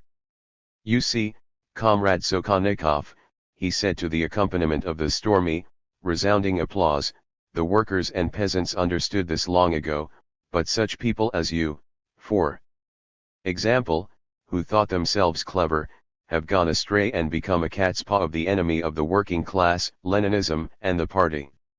That's why the delegates are so excited. They want to hear the truth about your mistakes, let it be half-truth only, they want to learn it from clever heads like you. In his concluding words Kaganovich made mocking remarks. He said that any collective farm peasant woman was more politically educated than the scientist Sokhonikov. But the real truth was that Grigory Sokhonikov had left the opposition back in the summer of 1927. In December, the 15th Party Congress re-elected him to the Central Committee. The 16th Party Congress in 1930 and the 17th Congress in January 1934 elected him candidate member of the Central Committee. Sokhonikov was also a member of the USSR Central Executive Committee. All that notwithstanding, he and many other former members of party oppositions were always reproached for the old sins, both real and imaginary. These people were constantly pressured into recanting their former criminal views, they were made to besmear themselves and those who had shared their views. They were supposed to extol and glorify the wisdom and the peerless guidance of the beloved leader. Clenching their teeth, the old Bolsheviks, Lenin's associates, accepted the rules of that dishonest game. They feared lest they should find themselves outside the party, without which they could not conceive of their life. They accepted that game for the sake of their active involvement in social remodeling. To this cause they dedicated all of their life. But even demoralized, they were still dangerous to Stalin, they were a living reproach, a living reminder of the principles of party democracy trampled underfoot. Sokhonikov was arrested on July 26, 1936. One can only guess what heinous tortures, physical and moral, had to be used to extort the false confession of guilt from a man whose spirit had not been broken by Tsarist henchmen, a man who had risked his life. 40. On many occasions, who had not bowed to bullets at the fronts of the Civil War. Sokhonikov was tried on trumped-up charges together with other members of the so-called Parallel Trotskyist Center in January 1937. On January 30, the sentence was read out. 10-year imprisonment for Sokhonikov. His martyrdom in a political prison in the Upper Urals did not last long. His life was cut short in 1939. The posthumous political rehabilitation of the Leninist People's Commissar for Finance took place only 50 years later. Arkady Vaxburg, writer. Literary Gazette, a weekly published by the USSR Writers' Union. Founded in 1929. Circulation, 3,874,000. He speaks to us as a living man to the living. It was on August 21, 1932, that 10 or 12 rank-and-file members of the Communist Party got together at Peter Silchenko's, a humble clerk. None of them present there was a man of consequence in either state or civic affairs. They met to discuss and amend the text of a document drafted by their comrade. His name was known far and wide in the country. But by that time he had been barred from any active involvement in public activities. Nonetheless, the man did not resign himself to a quiet life of humility. He was Martimian Ryadin. A biographical sketch. Bomb in 1890 in the village of Verkhny Ryatino of the former USD Yudin Velost * of Irkutsk province. A peasant's son. Joined the Communist Party in 1914. Graduated from a teacher's seminary. Profession, schoolmaster and journalist. Took part in the Civil War, 1918-20, on the side of the Red Army, in the Lake Baikal area. Velost, the smallest administrative division in Tsarist Russia. 42. Chairman of a Soviet of Workers and Soldiers Deputies in Harbin *, 1917, and then commander of the troops of the Irkutsk Military District, Deputy Chairman of the Regional Executive Committee and Secretary of the Irkutsk Regional Committee of the RCP, B. In 1923, Secretary of the party's Regional Committee in Dagestan. His references as a party member have been preserved to this day. One of them reads as follows. A major theoretician and journalist with a good Marxist grounding, an excellent lecturer. May be employed at any responsible party work. Morally unimpeachable, and another character reference, his communist ethic is unimpeachable. Otto Karklin, an eminent party figure of the day, said in his report to the Central Committee on the results of his trip to Dagestan, "No matter with whom I talked, everyone spoke very highly of Comrade Ryadin." Accordingly, it was decided to promote Ryadin to a responsible job in Moscow. However, the southeastern bureau of the Central Committee tried to overrule the decision, writing, "We categorically object to Comrade Ryadin's transfer." Yet these objections were not taken into consideration because top-notch party workers were needed in the capital. Just the same, at the 12th Party Congress in 1923 Ryadin represented Dagestan, while he earlier had been delegated by Irkutsk Communists to the 10th Congress in 1921. Subsequently he was elected as a delegate to the 13th, 14th, 15th, and 16th Party Congresses and to several conferences. He was always in the thick of things and knew the real situation not from rumor and hearsay. This is what he wrote in 1932, in the document which his friends met to discuss.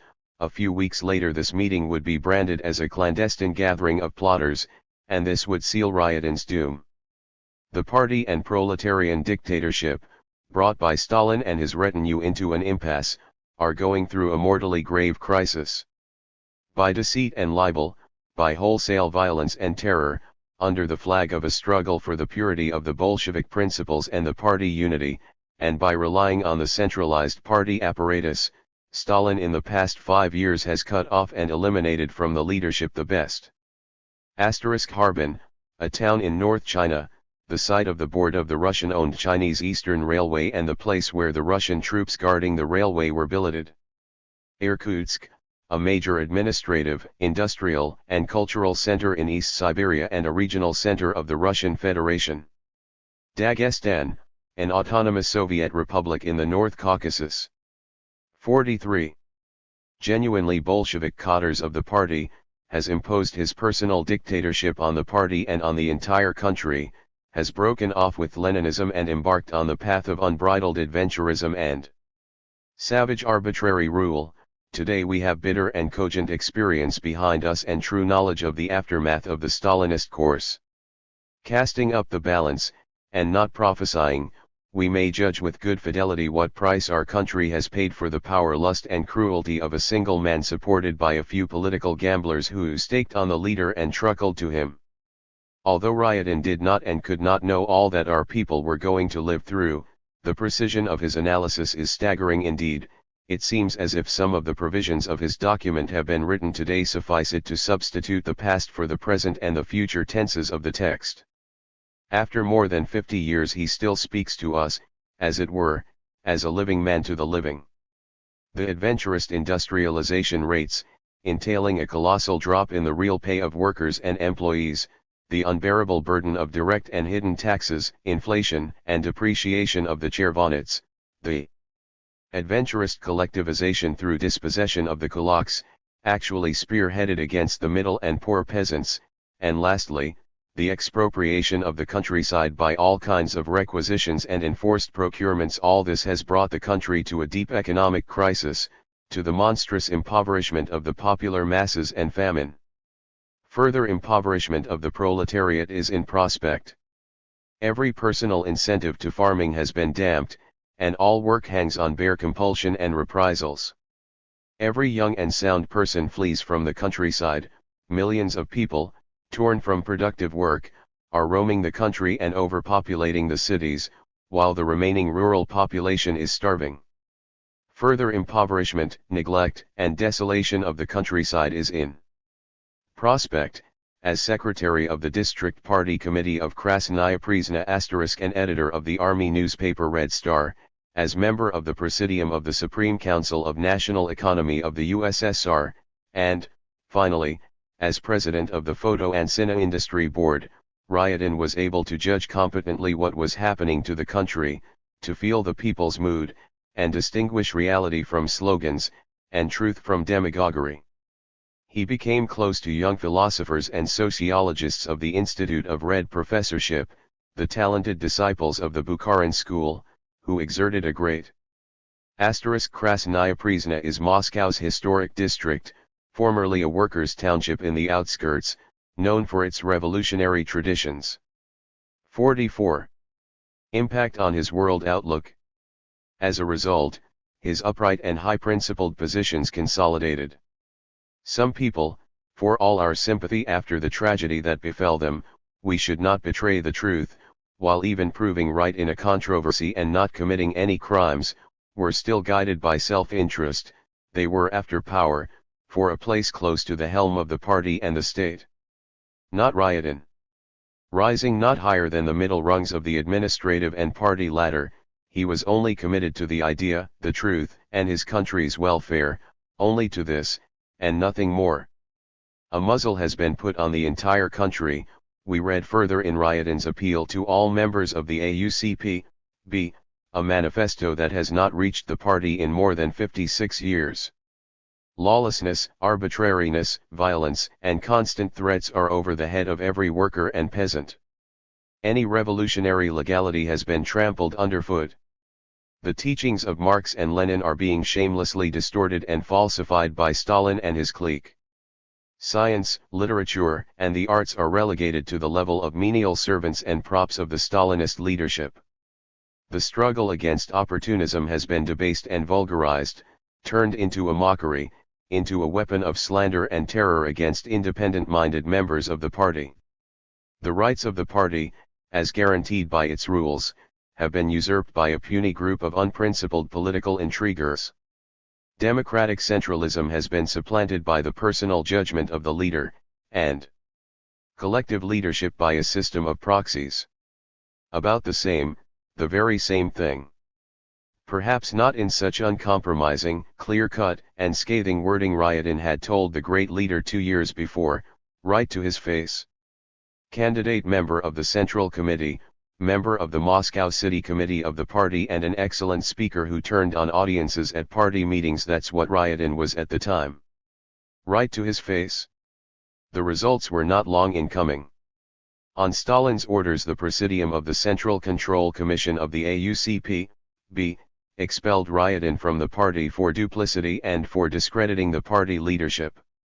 A month later he was arrested again on Stalin's order. The wholesale terror had not yet begun, the times were still different. The Collegium of the Unified State Political Directorate, OGPU, acquitted Ryadin on January 17, 1931 on all counts of the indictment, organizing a counter-revolutionary group and anti-Soviet agitation. Even more, he was reinstated in the Communist Party. Just imagine what good feelings the teacher and leader had for him after that. 45. Did Ryadin draw a lesson? Certainly. But not the customary one. Just the opposite. The times were changing rapidly. Open and free discussions were soon out of the question. Arguments with the leader were ruled out. Ryadin or any of the dissenters could no longer find a platform for airing their views. They could do but one thing only: circulate their appeals as one does leaflets. Read and pass on. Duplicate and spread. Any living, Bolshevist party thought has been smothered by the threat of expulsion from the party and from one's job, and deprivation of all means of subsistence. Everything genuinely Leninist has been driven underground. Genuine Leninism is turning, by and large, into a forbidden and illegal teaching. In the course of the infighting within the party, with one leading group after another being cut off, the party apparatus has grown into a self-perpetuating force over and above the party itself, to dominate it and violate its conscience and will. Instead of the high-principled party members ready to champion their point of view before anyone, it is dishonest, sly, and unprincipled people that, more often than not, are promoted to the party work, people who, on the orders of their chiefs, are prepared to change their views dozens of times over and again. The careerists, dissemblers, and toadies. It is doubtful that we shall ever learn the name of the person who betrayed the participants in the meeting and the text of the appeal. The leak, however, was unavoidable. The secrecy of an illegal organization's secrecy from his state and his people was utterly alien to Ryadin. Quite the contrary. The message of the appeal was meant for all and sundry. On September 20, 1932, Silchenko's flat, where the meeting had been held, was searched.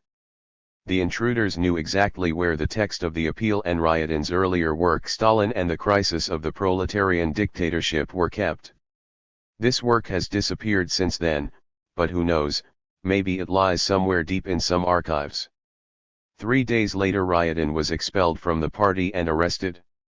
Another 2 weeks passed, and the Presidium of the Central Control Commission met in an emergency session. From the protocol. Heard, the activities of the counter-revolutionary group of Ryatin, Galkin, and others. Ruled, expel them as demoralized individuals who have become enemies of communism and Soviet power, traitors of the party and 46. Of the working class, who have been trying, illegally and under the false banner of Marxism-Leninism, to set up a bourgeois kulak organization with the aim of restoring capitalism, in particular, the class of kulaks, in the USSR. There followed a list of 20 names, including Zinoviev and Kamina, both of whom also had a copy of the text of the appeal, but failed to inform. The decision instructed the OGPU, initiate criminal proceedings against the expelled, and treat them with all the stringency of the revolutionary law. Stalin demanded that Ryatin should be shot. However, Kirov, Orджоникидзе, Kuibyshev and other Politburo members voiced their objections. Hence the sentence, passed in just 2.5 weeks, was relatively mild, 10 years of imprisonment. The press, without going into particulars, reported about the routing of a counter-revolutionary band. The press, said Ryatin's appeal, which the Central Control Commission denounced as betrayal, a mighty tool of communist education and a weapon of Leninism, has been turned by Stalin and his clique into a monstrous factory of deception, swindling and terror.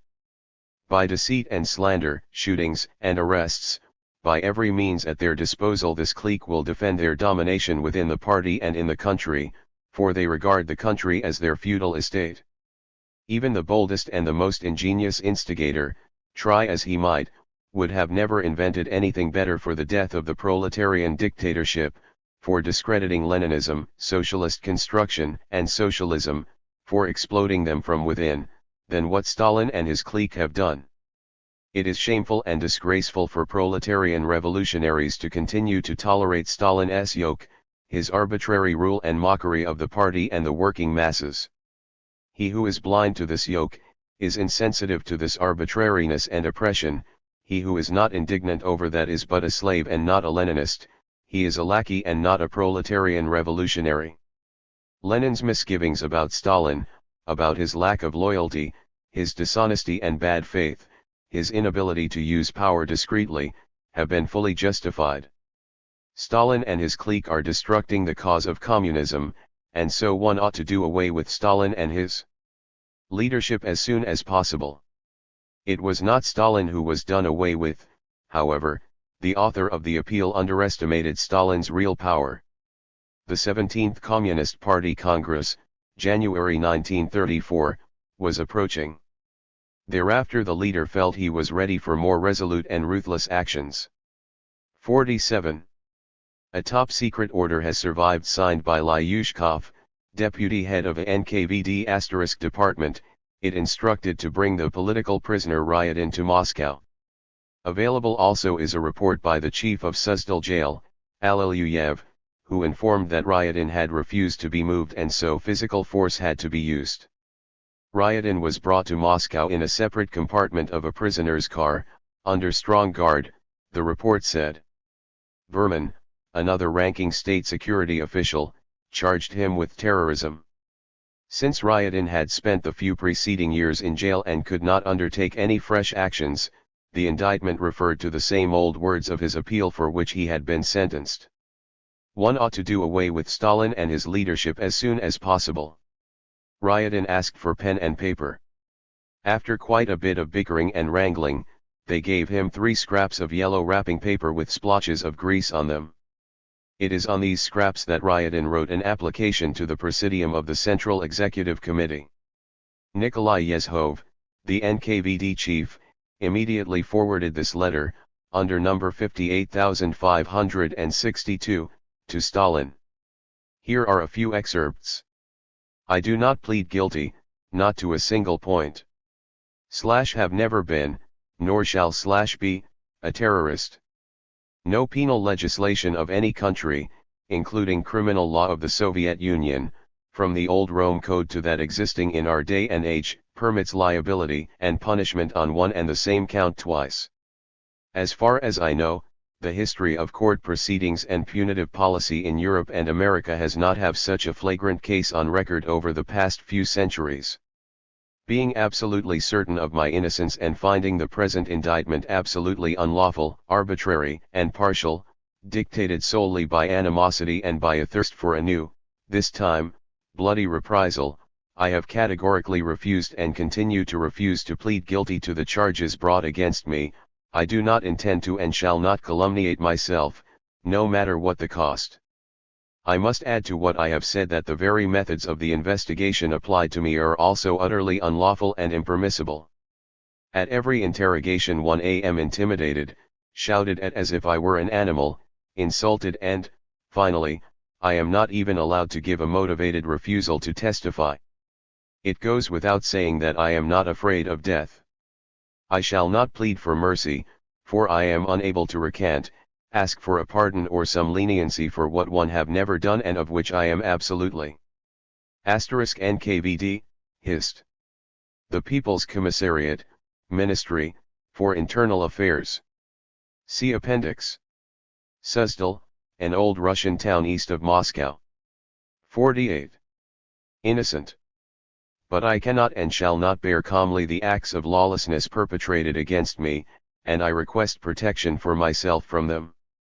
In the case that I do not receive such protection, I shall defend myself by whatever methods might be at the disposal of a defenseless prisoner without rights, bound hand and foot, sealed from the outside world and groundlessly persecuted. M. Ryadin, November 4, 1936. The Internal Prison of Special Designation of the NKVD, Moscow. The materials of the case do not contain anything revealing what happened in the 2 months that followed. Filed after Yezhov's letter to Stalin was Protocol No. 00111 of a preparatory hearing at the Military Division of the USSR Supreme Court on January 9, 1937, with the participation of Ulrich, Chairman, Matulovic and Rykov, and Procurator of the USSR Comrade Vyshinsky. The judges, after 3 humble mentions of Comrade Vyshinsky's name, said they fully agreed with the indictment, the text of which took only 3/4 of a typewritten page, and were prepared to proceed in Ryadin's case according to the emergency enactment of December 1, 1934, that is, without the prosecutor and defense counsel and without witnesses. The court hearing was held on the following day, January 10. It began at 11:35 and ended at 12:15, fairly long for those times, as much as 40 minutes. It was recorded in a very short protocol saying that the defendant declined to answer the question whether he pleaded guilty and refused in general to testify on the substance of the charges preferred against him. The defendant was granted a last word, but he kept silent. The sentence was obvious. A few minutes later Martimian Ryadin's life was cut short, as testified by a death certificate appended to the case.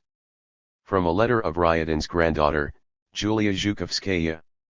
Right after my grandfather, his sons Vasily, engineer at Andrei Tupolev's design office, and Vissaryan, also an aircraft engineer, lost their lives, the wife of one of the sons went mad, and my grandmother was arrested.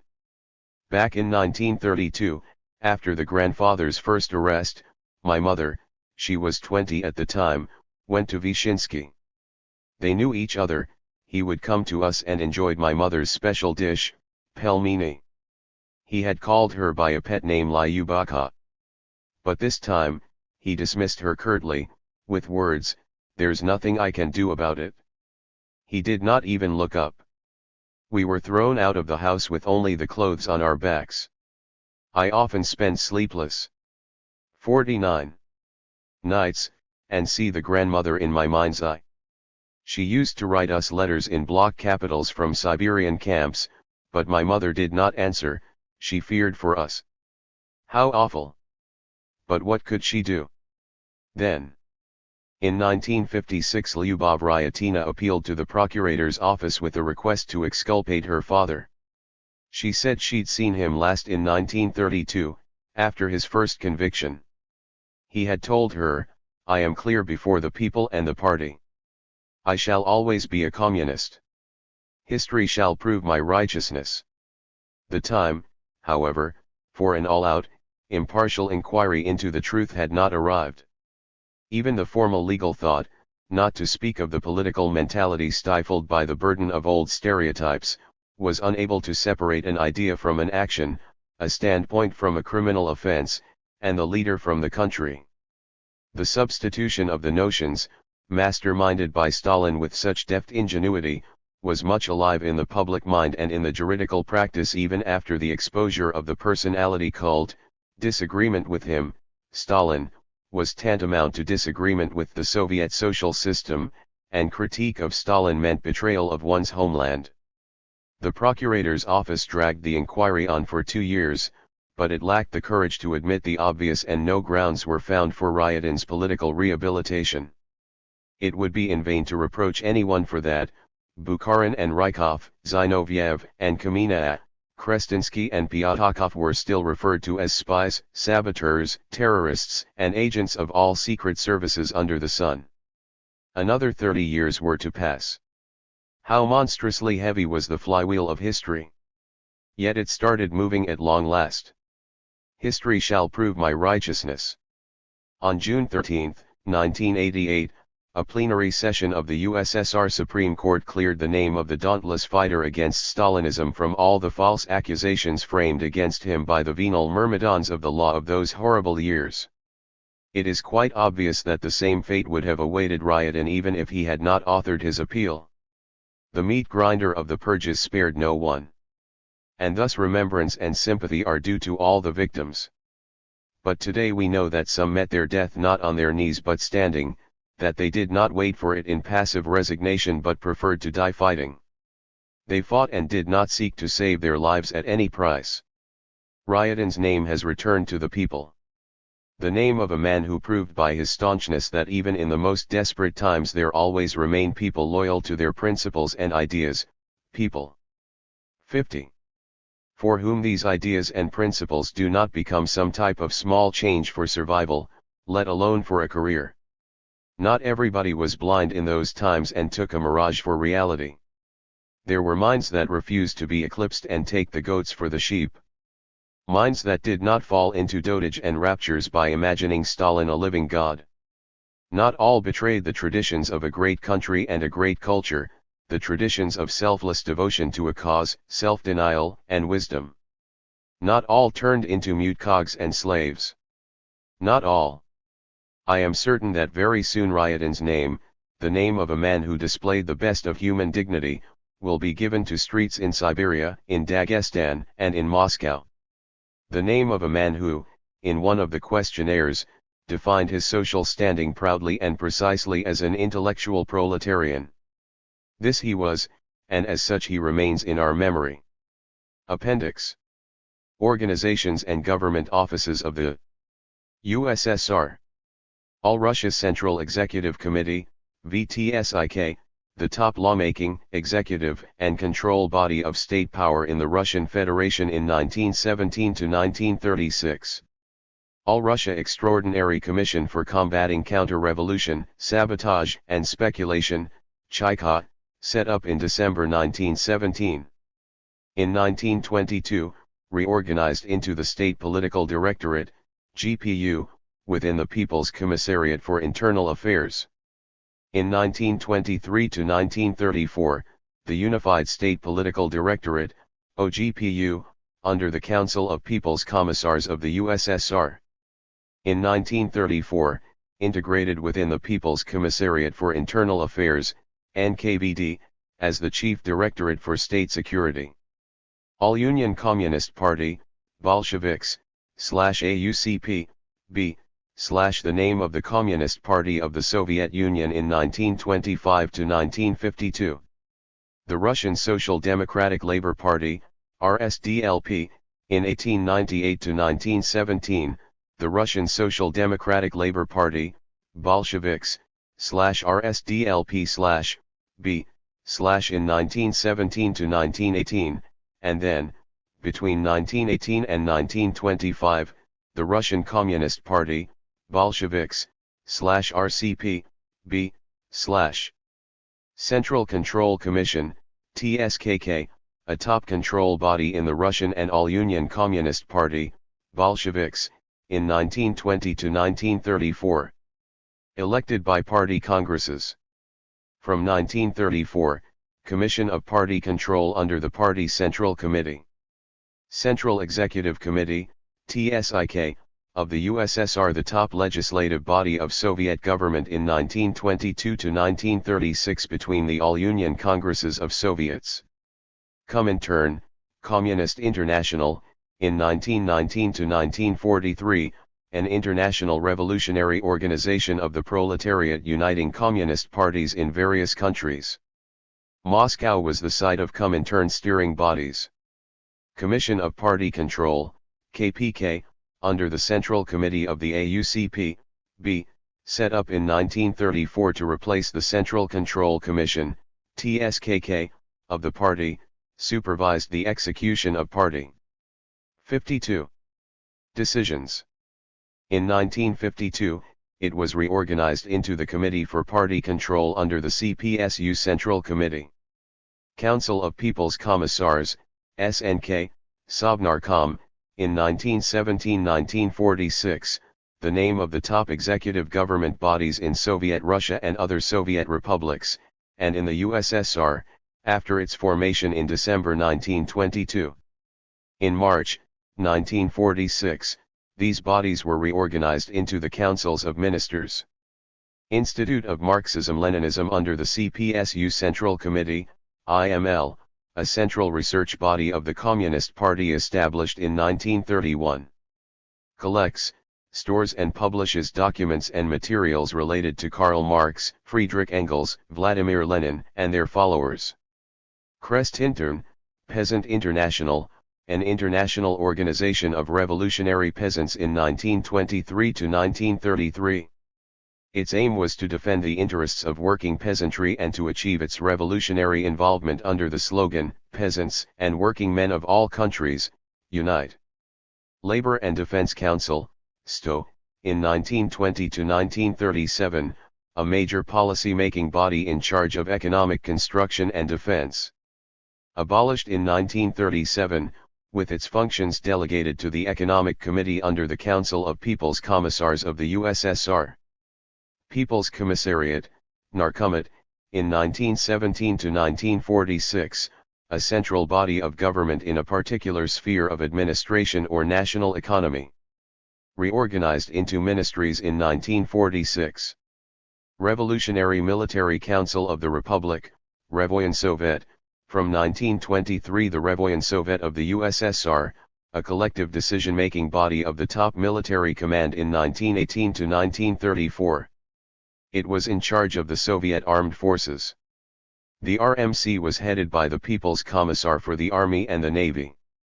State Planning Committee of the USSR, Gosplan, a body in charge of future and current planning of the USSR national economy, also, exercises control over plan fulfillment.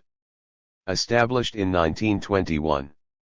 Supreme Council of National Economy, VSNKH, the central body of the national economy management, chiefly of the industry, from 1917 to 1932. 53. Workers' and Peasants' Inspection, Rabkrin, RKI, a People's Commissariat, a body of state control in 1920 to 1934. From 1923, it operated jointly with the Communist Party's Central Control Commission as a single body representing government and party administration. Its main objectives were, to exercise control over all spheres of the economy and state administration, combat bureaucracy and red tape, supervise the observance of Soviet laws and timely examination of working people's complaints and applications sent to government offices. Short biographical notes. Bazymansky Alexander, 1898 to 1973, was a Russian Soviet poet, active in the Young Communists movement.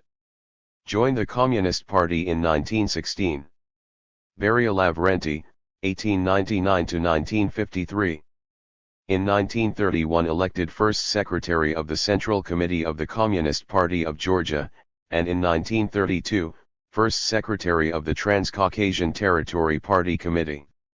From 1938 to 1945, People's Commissar for Internal Affairs of the USSR. In 1941 to 1953 Deputy Chairman of the Council of People's Commissars, Ministers from 1946. In March-June 1953, first Deputy Chairman of the Council of Ministers and Minister for Internal Affairs of the USSR.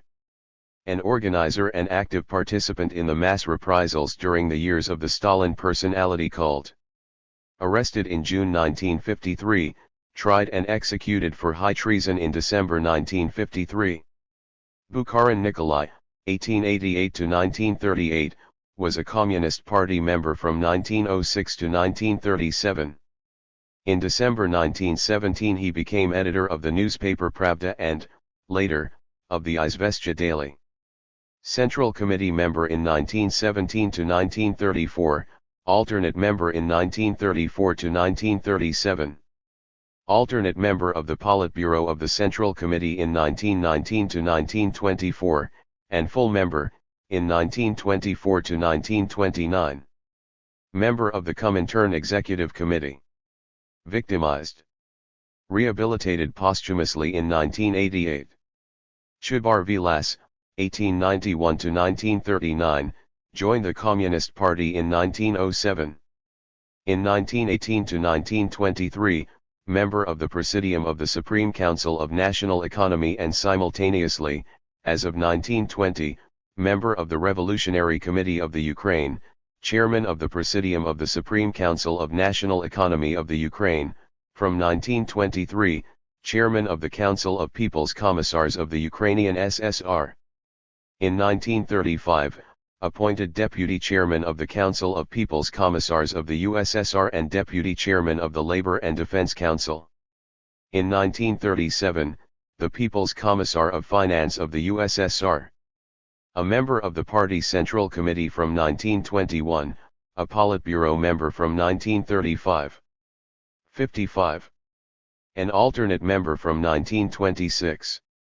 Victimized. Rehabilitated posthumously following the 20th CPSU Congress. Dzerzhinsky Felix, 1877 to 1926, joined the Communist Party in 1895, in December 1917, appointed head of the All-Russia Extraordinary Commission for Combating Counter-Revolution, Sabotage and Speculation, CHICA, from 1923 OGPU, simultaneously, in 1919 to 1923, People's Commissar for Internal Affairs, also, People's Commissar for Railways, 1921, and Chairman of the Supreme Council of National Economy of the USSR, 1924. A member of the Communist Party Central Committee from 1917, in 1921, elected a member of the Organizational Bureau of the Central Committee, an alternate member in 1920, in 1924, elected an alternate member of the Central Committee Politburo. Franz Mikhail, 1885 to 1925, joined the Communist Party in 1904. In 1919 to 1920, held posts of Army and Front Commander.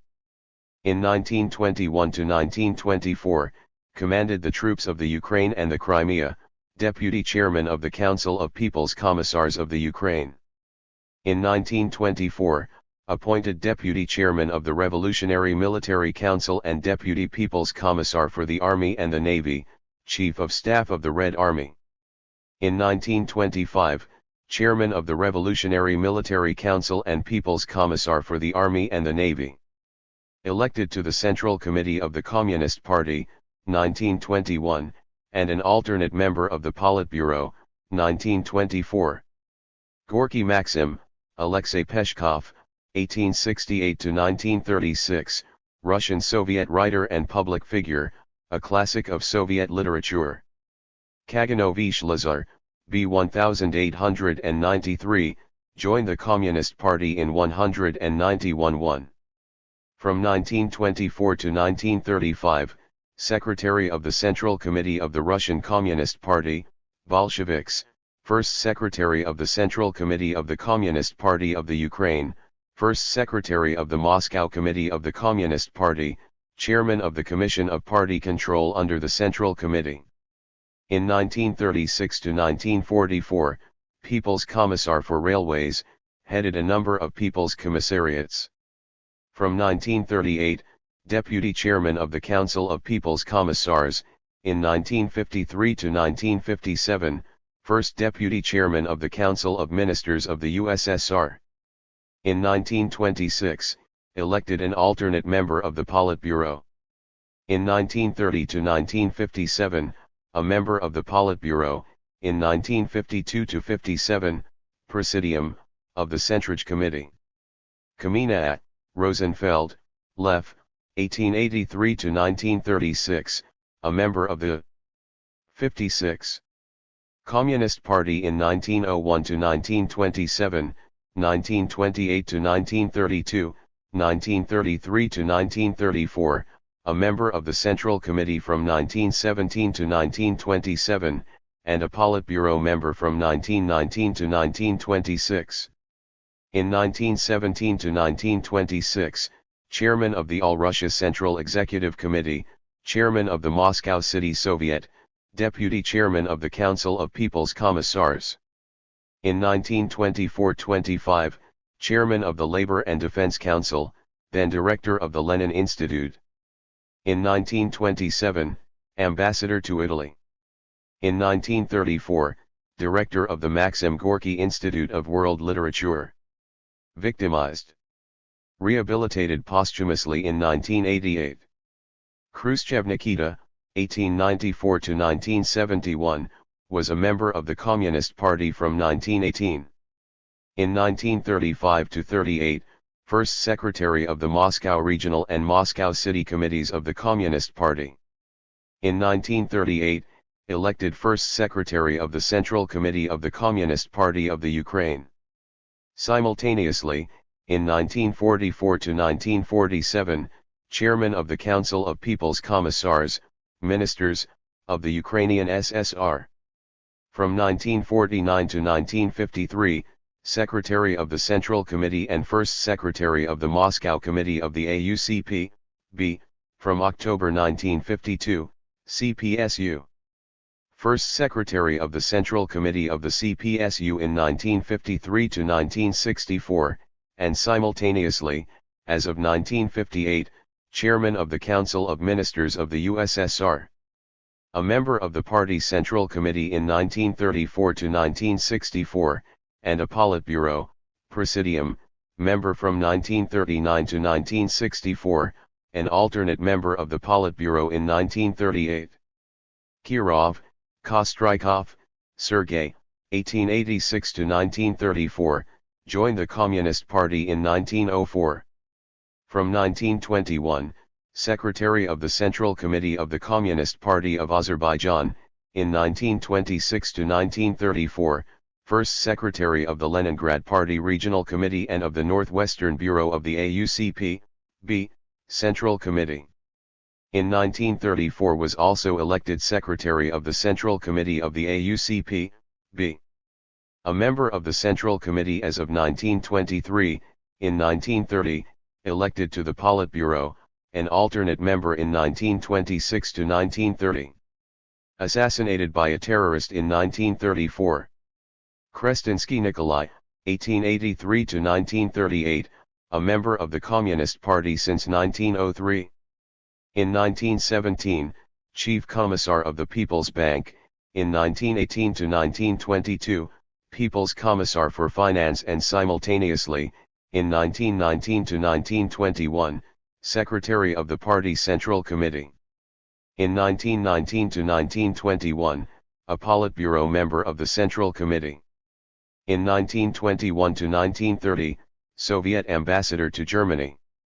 From 1930 to 1937, Deputy People's Commissar for Foreign Affairs. Victimized.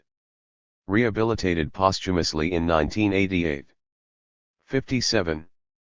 Krupskaya Nadezhda, 1869–1939, joined the Communist Party in 1898. Vladimir Lenin's wife. From 1917, a member of the Collegium, and from 1929, Deputy People's Commissar for Education of the Russian Federation. In 1920 headed the Committee for Political Education at the People's Commissariat for Education. In 1930, reorganized into the sector of mass political education. Elected to the Central Committee in 1927. Milyutin Vladimir, 1884–1937, a member of the Communist Party since 1910. In 1917, People's Commissar for Agriculture, and then, from 1918 to 1921, Deputy Chairman of the Supreme Council of National Economy. From 1928, in charge of the Central Statistical Board, Deputy Chairman of the State Planning Committee. A member of the Party's Central Committee in 1917 to 1918, an alternate member in 1920 to 1922, a member of the Central Control Commission in 1924 to 1934. Victimized. Rehabilitated posthumously following the 20th CPSU Congress. Molotov, Skryabin, Vyacheslav, 1890–1986, joined the Communist Party in 1906. A member of the party's Central Committee from 1921 to 1957, an alternate member in 1920, he was also a member of the Central Committee Politburo, Presidium, from 1926 to 1957, an alternate member from 1921. He became Secretary of the Central Committee of the Communist Party of the Ukraine and Secretary of the Central Committee of the RCP-B, in 1920. Chairman of the USSR Council of People's Commissars in 1930–1941. In 1941 to 1957, first Deputy Chairman of the Council of People's Commissars, Council of Ministers, of the USSR while holding the posts of People's Commissar and Minister for Foreign Affairs of the USSR in 1939 to 1949 and in 1953 to 1956. Nogin Viktor, 1878 to 1924, a member of the Communist Party since 1898. In 1917, People's Commissar for Commerce and Industry, Deputy People's Commissar for Labor, 1918 to 1920. From 1921, Chairman of the Central Auditing Commission of the RCP-B.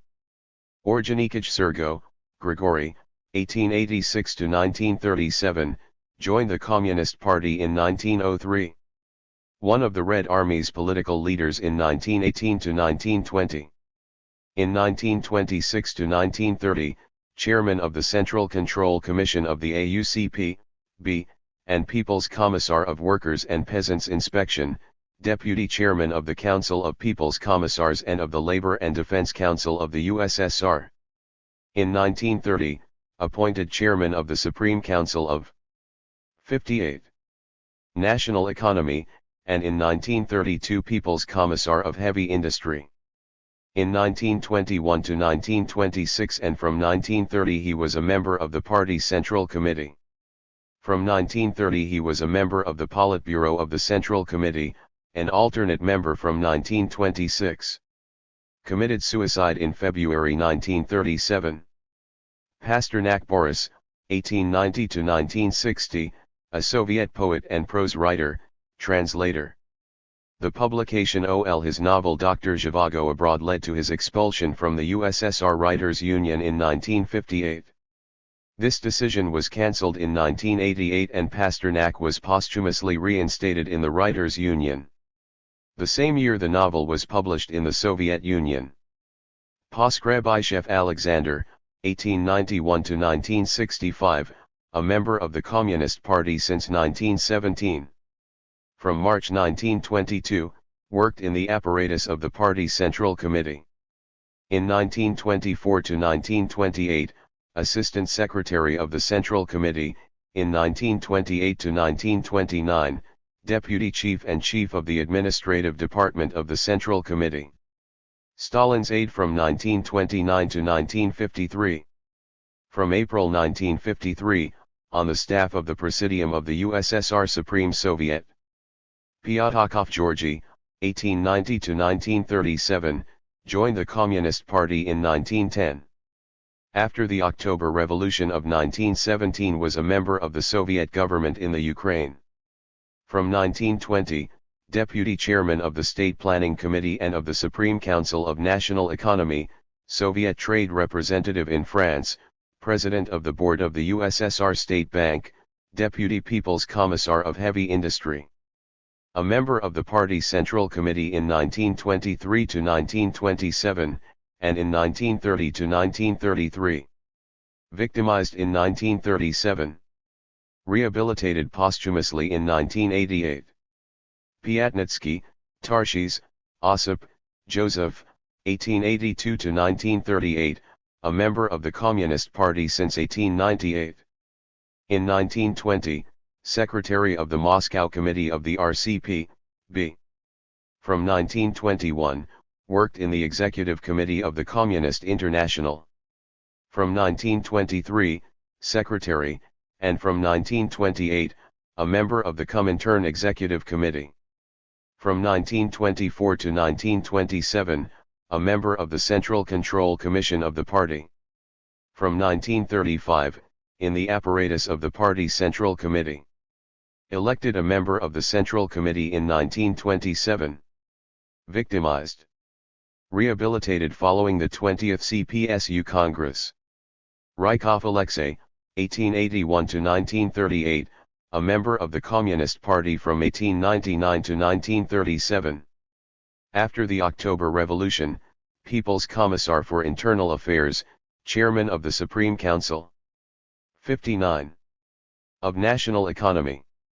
From 1924, Chairman of the USSR Council of People's Commissars, till 1930, and of the Council of People's Commissars of the Russian Federation, till 1929. People's Commissar for Communications in 1931 to 1936.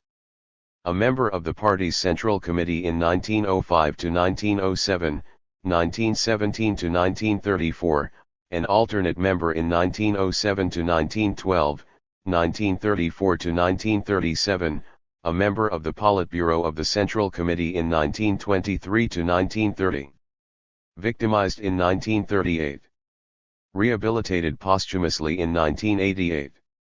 Ryadin Martymyan, 1890 to 1937, joined the Communist Party in 1914.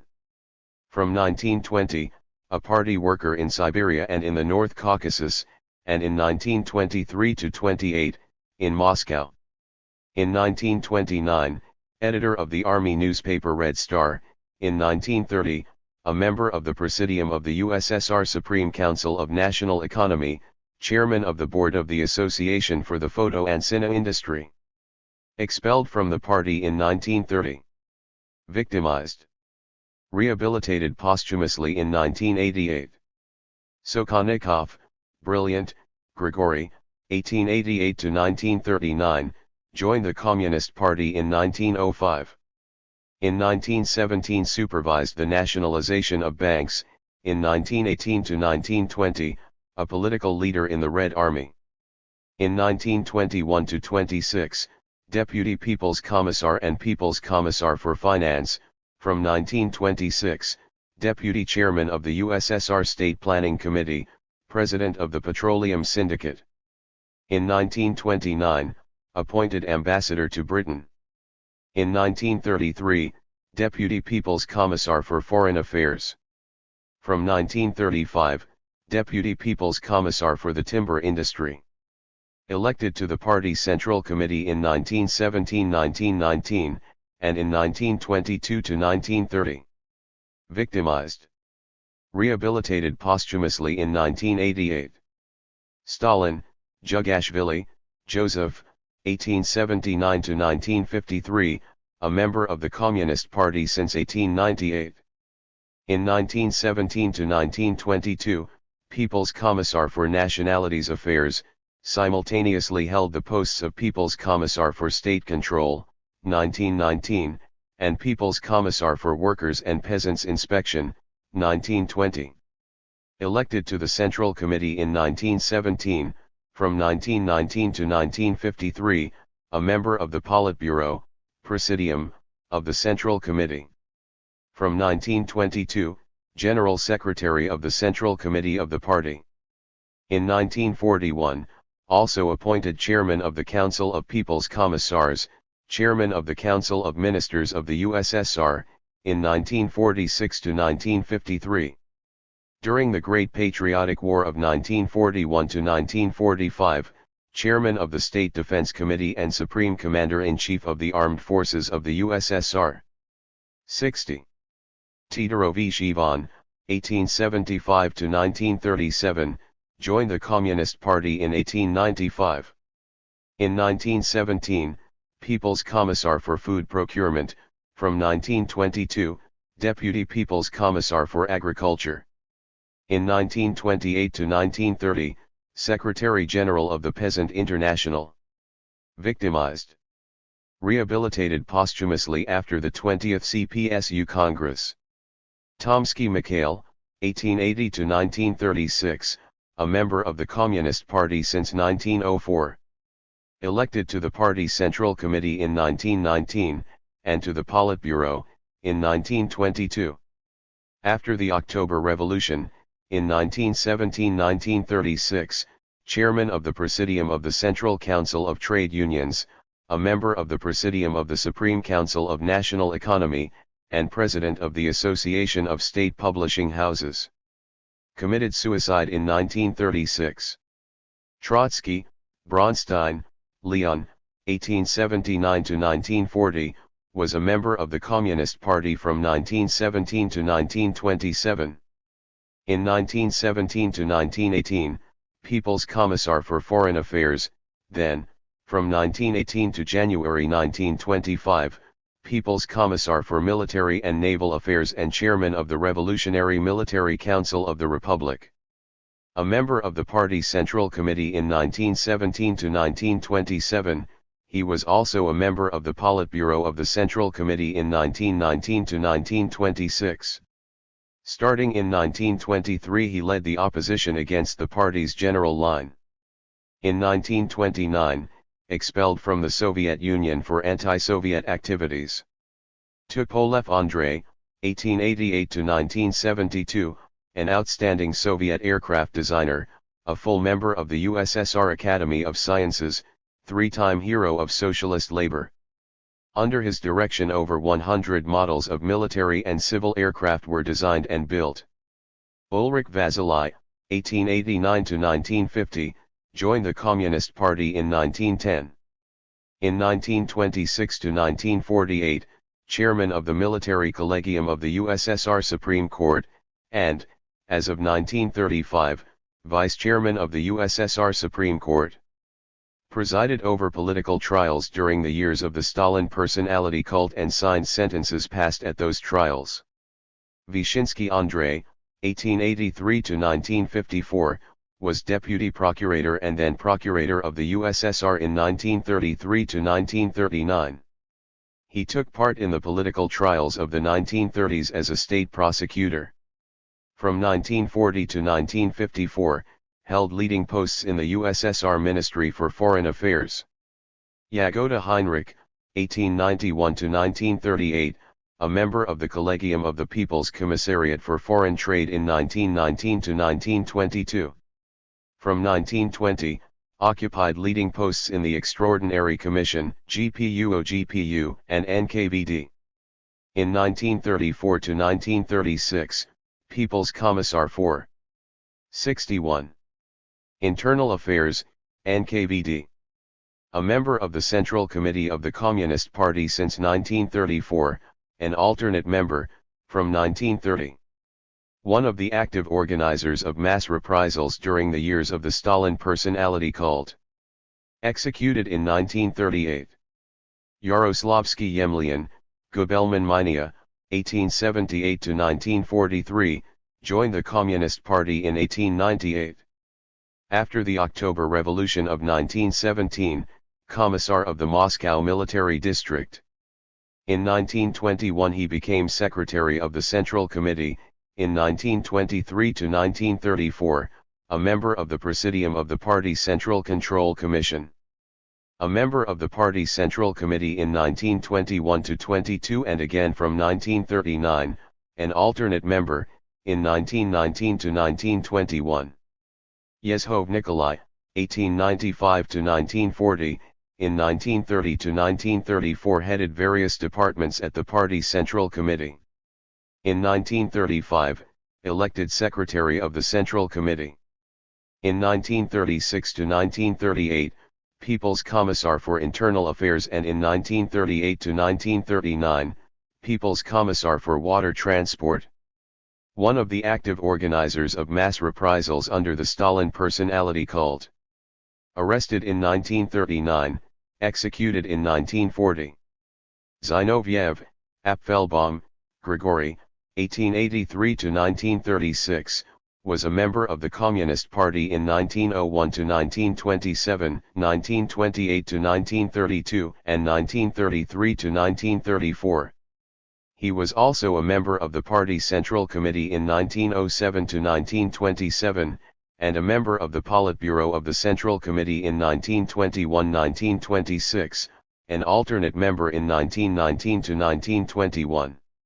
From 1919 to 1926 he was president of the Executive Committee of the Communist International. Chairman of the Petrograd City Soviet, elected in December 1917. Victimized. Rehabilitated posthumously in 1988.